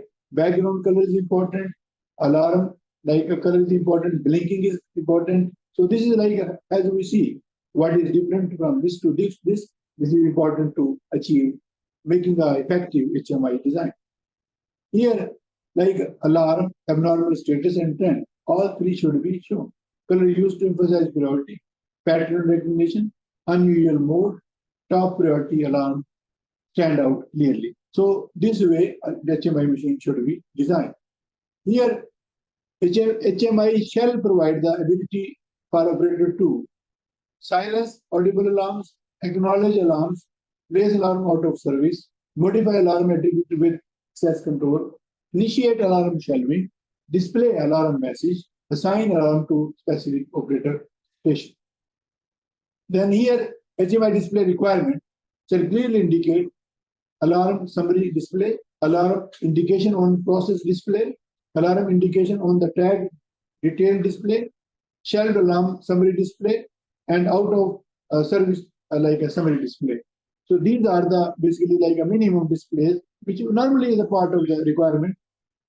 Then rule of HMI graphic design, like alarm color should be reserved, no other use. Alarm should use most like a conspicuous color. Color coding of alarm should reflect priority and state. Display background color should maximize like readability. Then minimize the number of different colors used. The use color consistently. This should be the case. Then here color coding is also important. Like you can see that the pressure side and the various like diagrams are used. Like redundant coding of alarm information, color coding reflect alarm priority, indication for an active suppressed alarm. Then alarm states, normal states, we discussed in the beginning also. Unacknowledged state, acknowledged state, return to normal, unacknowledged, shelved, suppressed, and out of service. These are states we should be able to see by HMI application. Here we studied and discussed in the beginning also, like when we are sitting in the normal operation in front of our console, we know that this is normal. This is abnormal if alarm is coming. Now, whether we are acknowledging, whether we are not acknowledging, whether after acknowledgement the plant is going to the normal condition or without acknowledgement is going to the normal condition, we should be able to indicate. Then whatever has been shelved, whatever has been like suppressed, and whatever is out of service, we should be able to track. So here, as a normal status indication, like we say that like a normal unacknowledged alarms, then acknowledged alarm, return to normal, unacknowledged alarm, shelved alarm, and their numbers and their list we should be able to get from the HMI record. Then alarm priority indication also, if it is configured, we should be able to show that a set of alarm priority is used in the HMI to assist the operator in selecting the sequence of alarm like a response action. Each alarm priority must use a distinct visual and audible signals.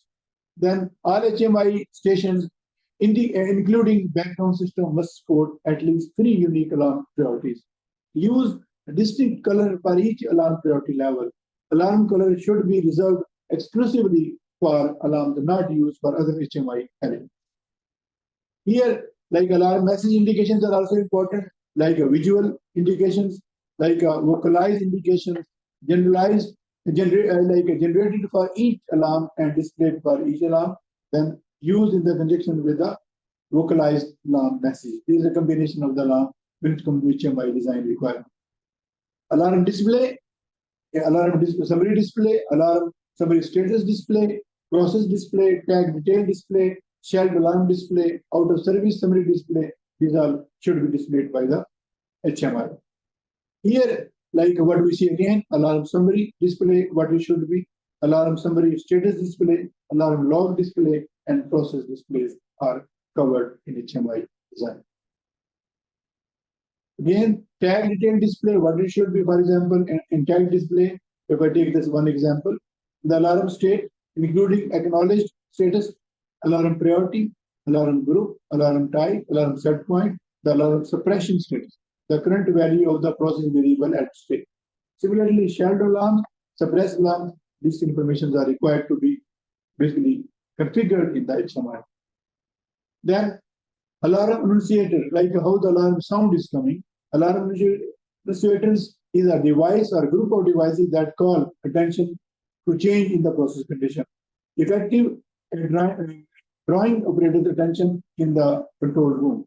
Do not contribute to the operator's stress. Easy to differentiate priority. Design should ensure that they do not become a nuisance in a multi-operator control rooms. Similarly, what kind of symbol should be there?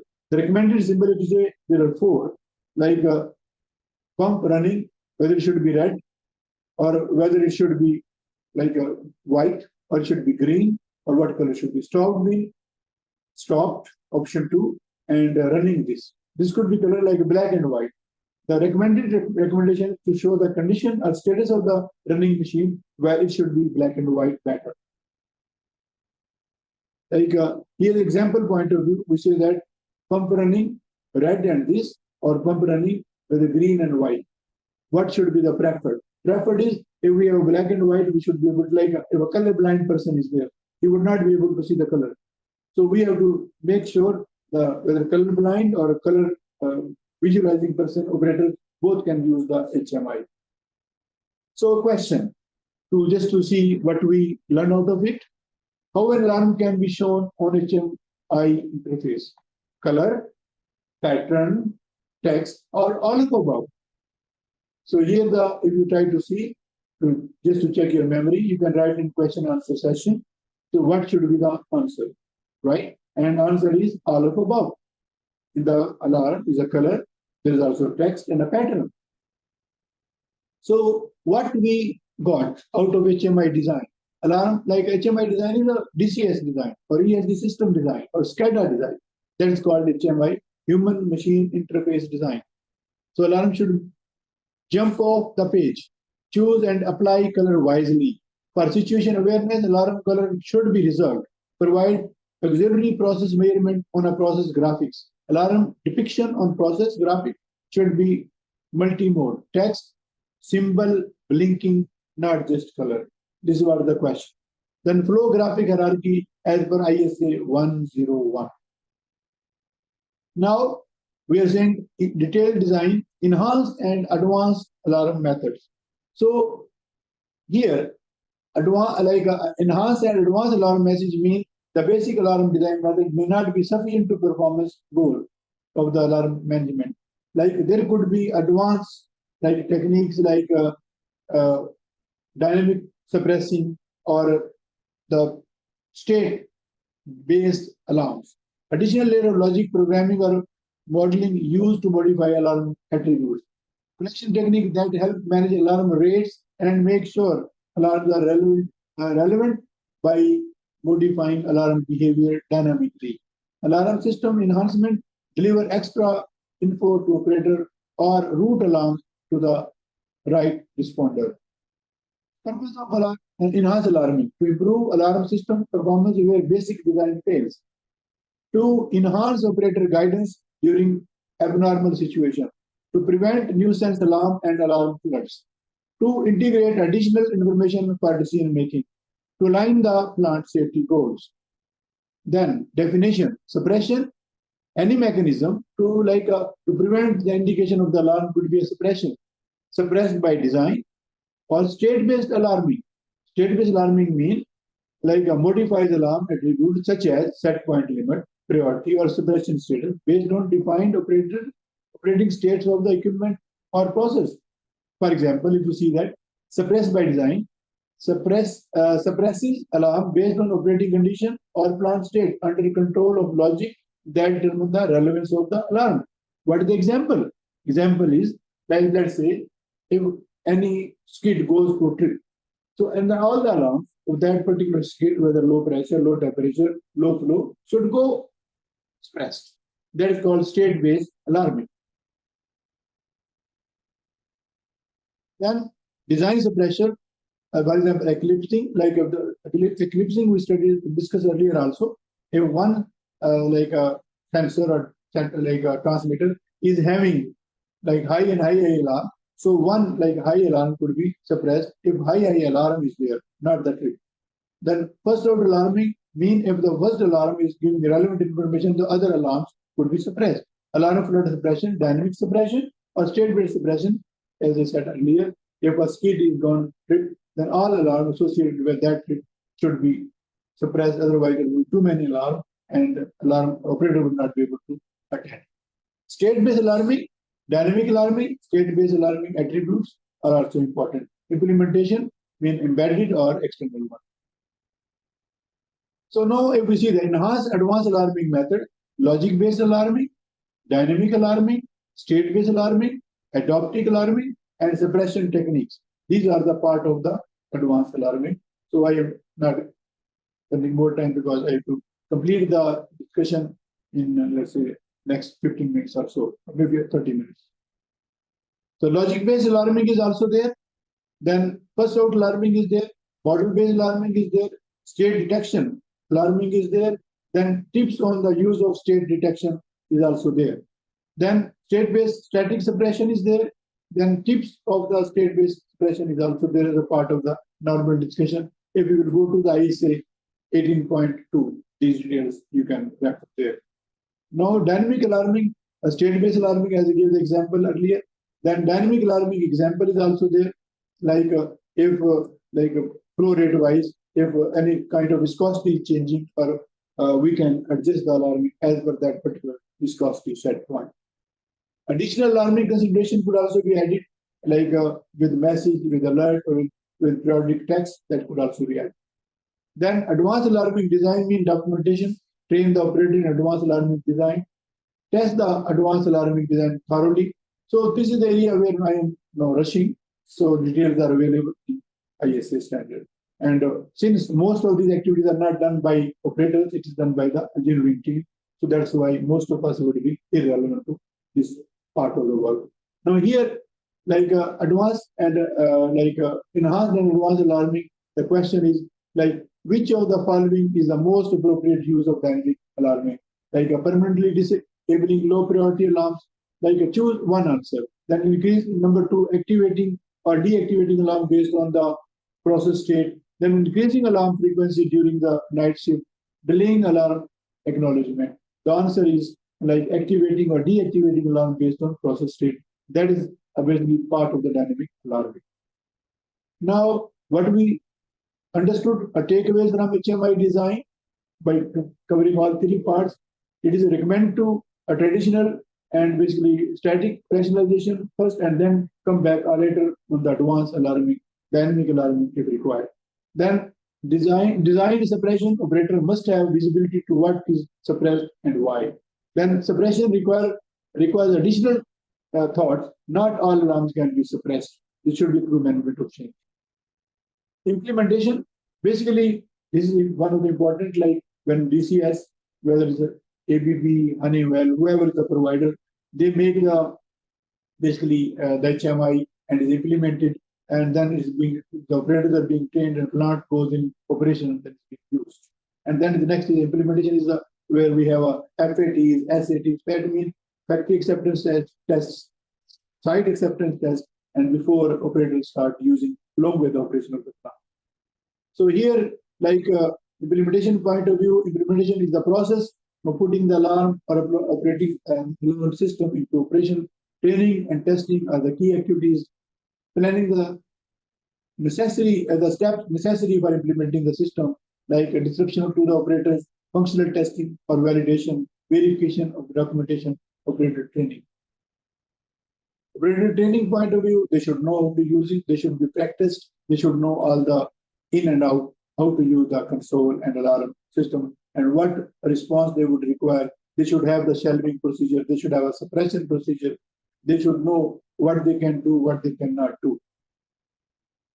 Next, there are specific training for the, like if there are alarms which are required by the SIFs as a part of the layer of protection, or there are important like a contributor in the risk reduction side on the as of lookup. So the operator should know that, and those alarms should also be given priority, and operator should be trained how they have to act for those alarms. Then operator training program, as I said, there should be procedures, written procedures for like a normal response, for shelving, for like a suppression. So these are all procedures. They should be given training, like how they have to act, and there should also be like a rehearsal training or refreshing training after a certain period. It should not be the case. The operators are once given training and they are forgotten. Testing means that like if the alarm system is there, it should be properly tested with certain frequency. The calibration should be known, the set point should be validated, and we should also see like if there are diagnostic alarms are giving some indications. All the testing like results should be properly documented. This is important. So here's one question again related to implementation side, like which of the, like this is the right answer, like 1, 2, 3, 4, 5, but here also again we should know A, B, C, D. So this is the one typical mistake in our presentation. Like which of the following criteria like are typically used to determine if an alarm is necessary? It helps mitigate a defined consequence. It always occurs during normal operating conditions.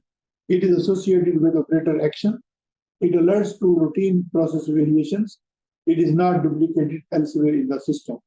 So what is the right answer? You can mark, and my right answer is like a 3, 4, and 5. 3 means it is associated with the operator action. Number 2, 4 is it alerts the to routine process variation. It is not duplicated elsewhere. That is the identification, like how the alarms are identified and implemented. So now implementation side, what we learn, if you want operator to respond correctly, they need to be trained. This is important. Then training should include what? Because we say implementation, we are saying alarm already designed, like identified, designing done, and the DCS system has been implemented. Now we are doing basically, first of all, is the FAT, SAT, those are done.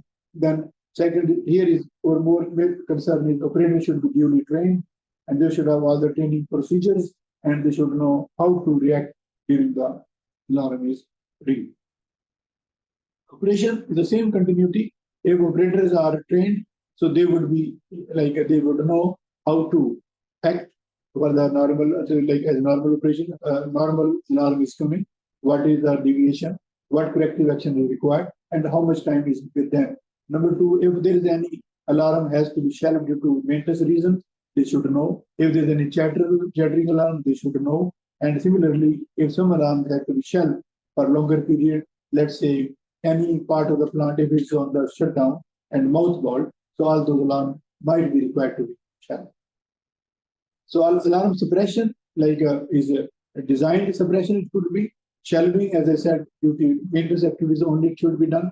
Out of service, if some plant is out of service, then alarm like out of service designation, or if it is being like calibrated or some maintenance being done, then that alarm should be considered or notified as out of service, and all these alarms should be properly listed. And all these decisions are required to be done as per the given approved procedures and with due authorization as well. So suppression type, for example, who is in control, this is very important with reference to DCS and the roles and responsibilities, like a designed control system, shelving operator with due authority, then out of service maintenance. So these are main aspects. Then control system use function like a disable, inhibit, or hide. If a program can use disable or suppress, then it should be done properly. And the question is, we have been discussing this, so I have to rush. Alarm response procedure. So it should be on tag basis. Like on what alarm, like what kind of response is expected from the operator, like which throttling is required, which valve to be closed or open, and so on.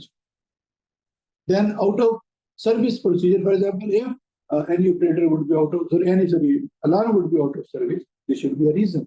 It should not be the case like any alarm could be put out of service by operator because it was having like a more nuisance or it was chattering alarm. If chattering is there, it should be known if it is a consistent problem. If there is a consistent problem, then there should be a proper corrective action and process study should be initiated. So as the technical department can tell why this problem is coming. If this alarm is coming due to some any error on the instrument like a transmitter or sensor, that should also be investigated. Similarly, shelving, if required, it should be with certain reason. Shelving cannot be used like just to decrease the workload of the operator, or this alarm is teasing, so we should shelve it. Shelving should be done with following the properly approved shelving procedure. Then alarm shelf guideline, like who can do that, who can authorize that. It should be as per the company procedure with the due approval. Then different type of alarm shelving is there, like there could be a continuous shelving, there could be a one-shot shelving, and however it has to be done as per the procedure. Then display of the suppressed alarm, all the alarm or shelved alarm should be displayed properly, and the timing should also be there. So as the management knows that which alarms are shelved or which alarms are suppressed. Otherwise, like operator may shelve all the alarms, and there could be a major problem for the integrity or continuity of the plant operation.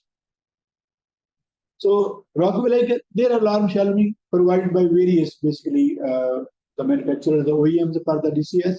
This one is the Rockwell, then other was Honeywell, then ABB. So they have given all these features in their DCS systems or their HMI system machines, and it could be used as per the company policy or the OEM preference.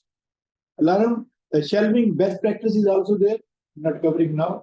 Now going to the a question on the this part of the operation. Alarm response procedure should include which of the following? For example, specific action for operators.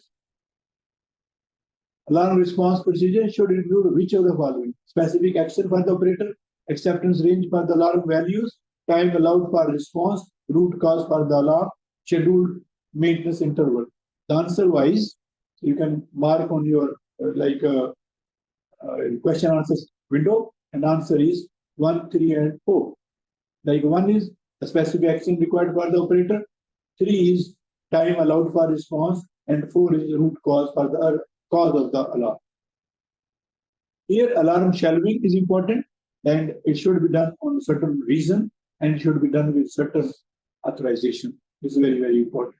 Then alarm help, alarm response procedure, for example, create from results of rationalization and drive consistency and effectiveness. Now, maintenance. If any alarm is working, there should be calibration or the testing of the alarms in a certain interval, and there could be some maintenance activities as well, right? And OEM may have given some recommendation to replace certain parts of the transmitters at certain interval. So the maintenance stage is concerned when alarms that are out of service, typically for equipment repairing, replacement, or testing. It describes the transition of alarm to the out of service state and then return to the service. Testing, then it should be as per the PMs given in the DCI, like in the CMS system, when so any BPCS alarm or system should be tested on stream, off stream. So it should be, there is a requirement of periodic testing requirement, frequency should be established, and record of the testing should be maintained.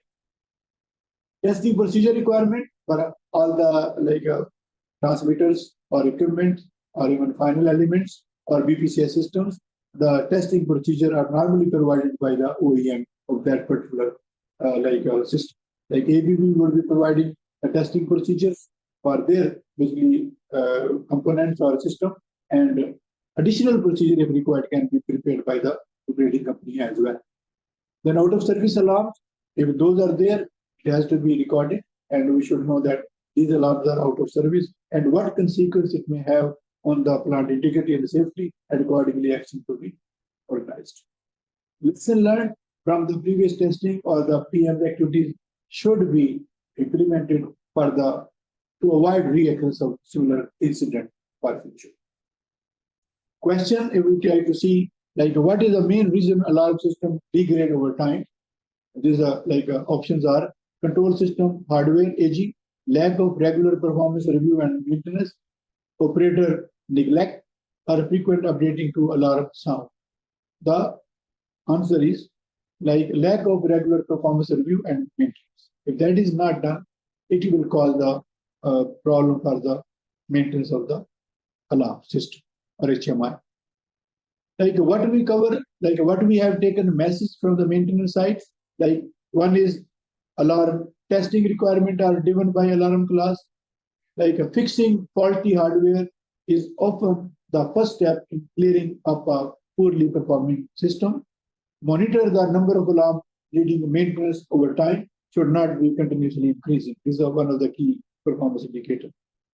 Then monitoring and assessment, how we do that, like if how many alarms are coming every day, every month, then how many are the like a nuisance alarms, how many are the out of order alarms, how many are being suppressed, and so and so. So this way we should be able to see the performance of the alarms. Like definition point of view, monitoring, assessment, audit, benchmark.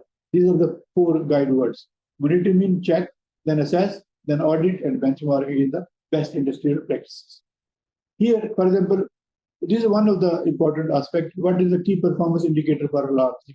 Like here, if we say alarms average in 10 minutes 1 and per hour 6, and it could be 6 or 12, like a maximum number of alarms could be 1 to 2, or it should be less than 10. So then how many times of the day there could be a flooded condition?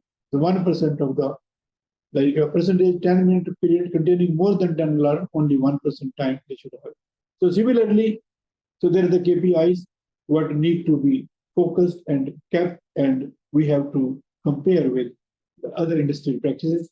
So there are KPIs which should be established by the company, and it should be monitored against the actual situation in the control room. Alarm system performance report, like here, what kind of alarms are being reported? Total enunciated alarms, alarm flood analysis, alarm out of service, how many, enunciated alarm priority, stale and standing alarm, frequently occurring alarms, chattering alarm list, redundant alarms, scaled alarm list, modification of the alarm attribute. So this should be the part of an performance assessment report of the alarms. Then enunciated alarm report, it should show average number of alarms enunciated, number of alarms enunciated per day, number of alarms enunciated per 10 minutes, percent time with more than 30 alarms per hour. It should also be reported. Like very likely to be acceptable, maximum manageable. For example, 6 alarms per hour, average, 12 alarms per hour, this maximum acceptable. 1 alarm in 10 minutes, maximum 2 alarms in 10 minutes. This is the average rate. We can compare what is happening in our control room. If we see a different situation, it means rationalization is required, or it means also the operators are irrelevant with the plant operations. Alarm flood analysis also, how many alarms are being flooded, like per 10 minutes, it should also be looked at. Then lesson learned, like we have seen earlier, like there were 275 alarms, right, in the mill Ford Hammond refinery when the the focus was lost and the accident occurs.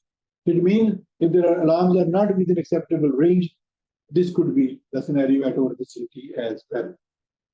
Then the stale alarms, like a list should be there. Why the alarms are long-standing? Why we cannot take required corrective action, and why it cannot be brought into the normal state?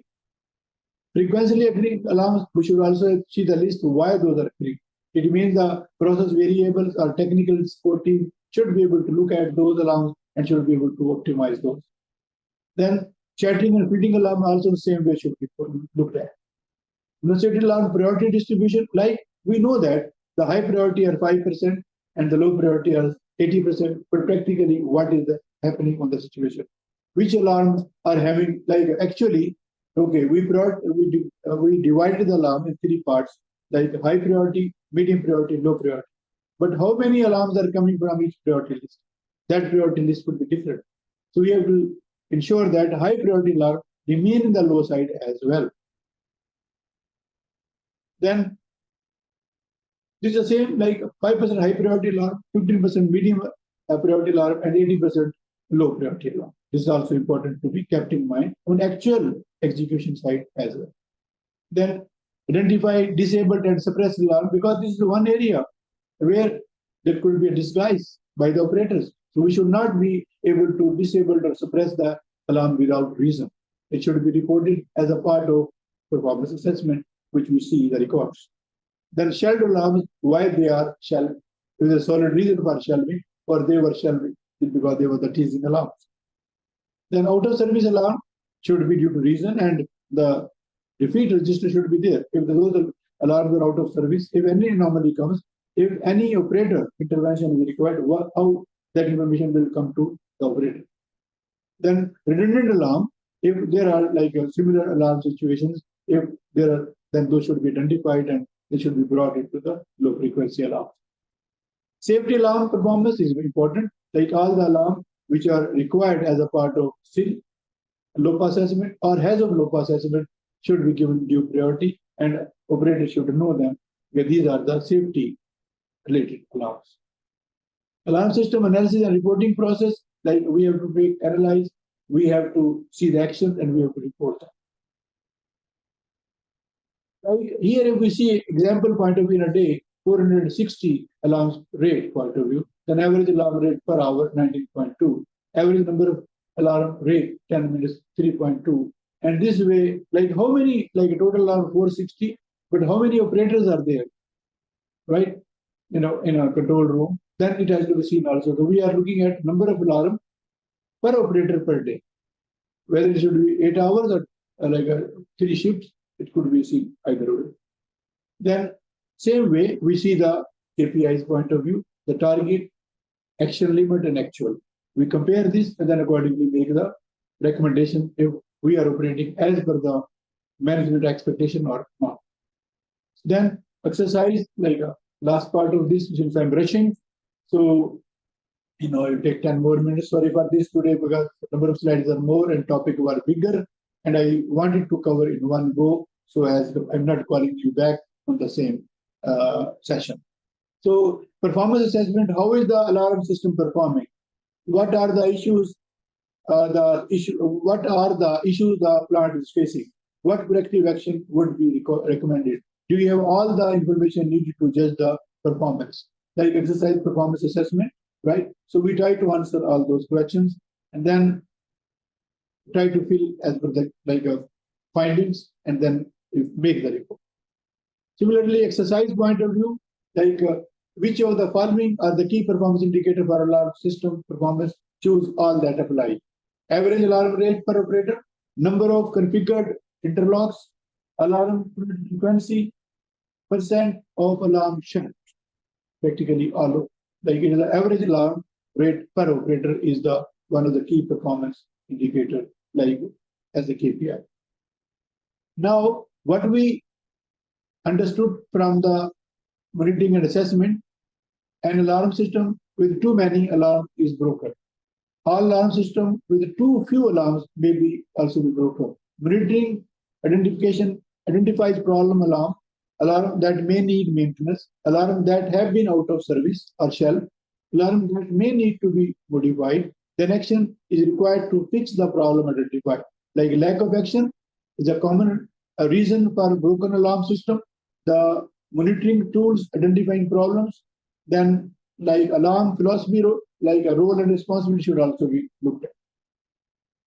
So management of change is a normal management of change. Normally what we apply, if anything is being changed in the alarm, it should be covered. So I will skip the alarm of management of change, because most of you are aware how the management of change should be applied. So audit also is done by the like a senior leadership or the senior team. It's like a periodic review that documents the system is working properly. Goal is to maintain integrity of the system. Then compare DCS alarm setting to the basically MADB, a master alarm database. Review workflow practices. Assess how well the alarm management practices are being followed, and determine if any change are needed to make the system or the process more effective. So, like interviews would be done.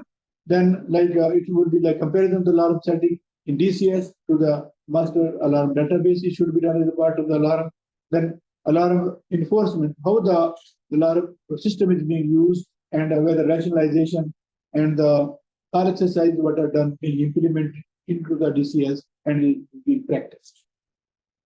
Then audit process, like we have to see all the documentation, and their goal of the audit is also identified in the ISA 18.2 relevant section. So exercise is there, I'm going through out of it. This is the answer. Choose all that apply. For example, in the during audit exercise, following aspects are checked. Periodic review that documented system is working. Goal is to maintain integrity of the system. Compare DCS alarm setting to the MADB. Review workflow practices. It is done.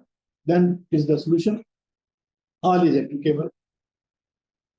What is the purpose of the audit? The purpose of the audit is to assess how well you are following your stated procedure in alarm philosophy. Also include gathering operators' feedback. They are the user of the system. Periodically compare MADB versus the setting in the running control system. These are the main takeaways from the audit requirement of ISA 18.2. So now the last part, alarm management summary. So what we have discussed up to now, it is alarm philosophy define the practices and procedures, rationalization of the alarm to ensure that they meet the criteria defined in your philosophy and properly designated. Then implement deadbands, delays to prevent the delays to prevent the nuisance alarm. Design the HMI to promote situation awareness, and so alarms are easy to spot. Implement advanced alarming to prevent alarm from being displayed when they are not relevant. So create alarm response procedure for the operators, measure and analyze alarm system performance, provide tools to help the operator respond to alarm shelving, suppression, and ensure procedures are well understood. Implement MOC to ensure that alarm system changes are reviewed and authorized. Periodically compare MADB versus control system setting. Beyond the technical aspects of alarm configuration and rationalization, what are some of the critical organizational and cultural shifts that are often necessary to truly embed an effective alarm management philosophy within a company? So this is a very important question. Basically, all control rooms are designed with an objective, like the operation should be managed without intervention of the operators. And operators are aware of it. And they are sometimes they're taking the advantage of it. But here, if you can see, the one layer of protection has been eliminated by this mindset. But they have their operators have their own justification because there are so many alarms. Number two, response time. Number three, what action should be taken to normalize that situation. So that is seriously a cultural issue, but it is eliminating one layer of protection, important layer of protection. And we have seen various incidents in the industry on the worldwide scale. So culture has to be brought into practice, like operator have to play their role, and we cannot allow plant to run without it. Okay, how often we have to conduct rationalization of an alarm? This is the question. Basically rationalization is done at the greenfield at design stage, and for the operating like a plant, it can be done whenever required, but it is done only once. It's not required like every 5 years. Like if problem is there, then we can revisit. But for like a brownfield or for the running plant, at least in the whenever it is felt necessary to control or to manage the like flood of the alarms, or if the alarms are too many, so we can do the rationalizations. So there is a one question I can highlight that we have also seen in the audit. Sometimes the operators are given a right to basically change the set point of the alarm, and this is a very, very dangerous situation. And the set point change should be done with due authorization or management of change policy. Otherwise, if we bring the set point of the alarm to the, let's say, to the operator level, right, to the highest level, then near to the trip, then the plant will go to the trip site, and we have practically we remove the action of the operator. Okay, so set point change of any alarm should be done through proper authorization and management of change policy. Okay, Mr. 𝐻𝐚𝐬𝐬. Good you have afternoon, sir. Sir, actually, my question is, what are the potential consequences of a poor alarm management system? Like if you see that, like if earlier, like drivers of alarm management system, we shared 4 cases. Like one of the good example is this Buzzfield, like a London BP tank bomb issue, where high level alarm was not attended, and that overflow of the tank caused a big fire in the tank farm, and the whole tank farm was destroyed. So that is the consequence. Like if the alarm management system would not be placed, and alarms would not be attended by the operators as it should be. Like another part, it is like we have a common example, like line is coming, line is coming, line is coming. If somebody like a false alarm or the nuisance alarm, and if it's not being believed, then there would be no action by the operators. The important thing is, like alarms should be reliable. If they are like a false alarms, then they should be corrected properly. Whether it is a fire and gas alarms, whether those are the process alarms. So consequences are there. Many accidents took place in the world by not respecting the alarm.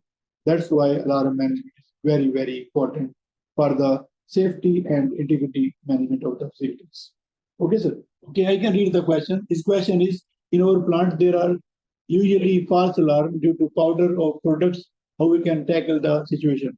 See, we see that if you got some kind of process conditions, the environment which is making your transmitters ineffective.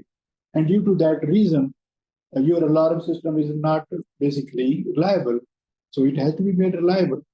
Now let's assume a scenario. If there would be any abnormality in the plant and operators are unable to diagnose and manage, then there could be an accident. Like same with the scenario with the fire and gas detection system.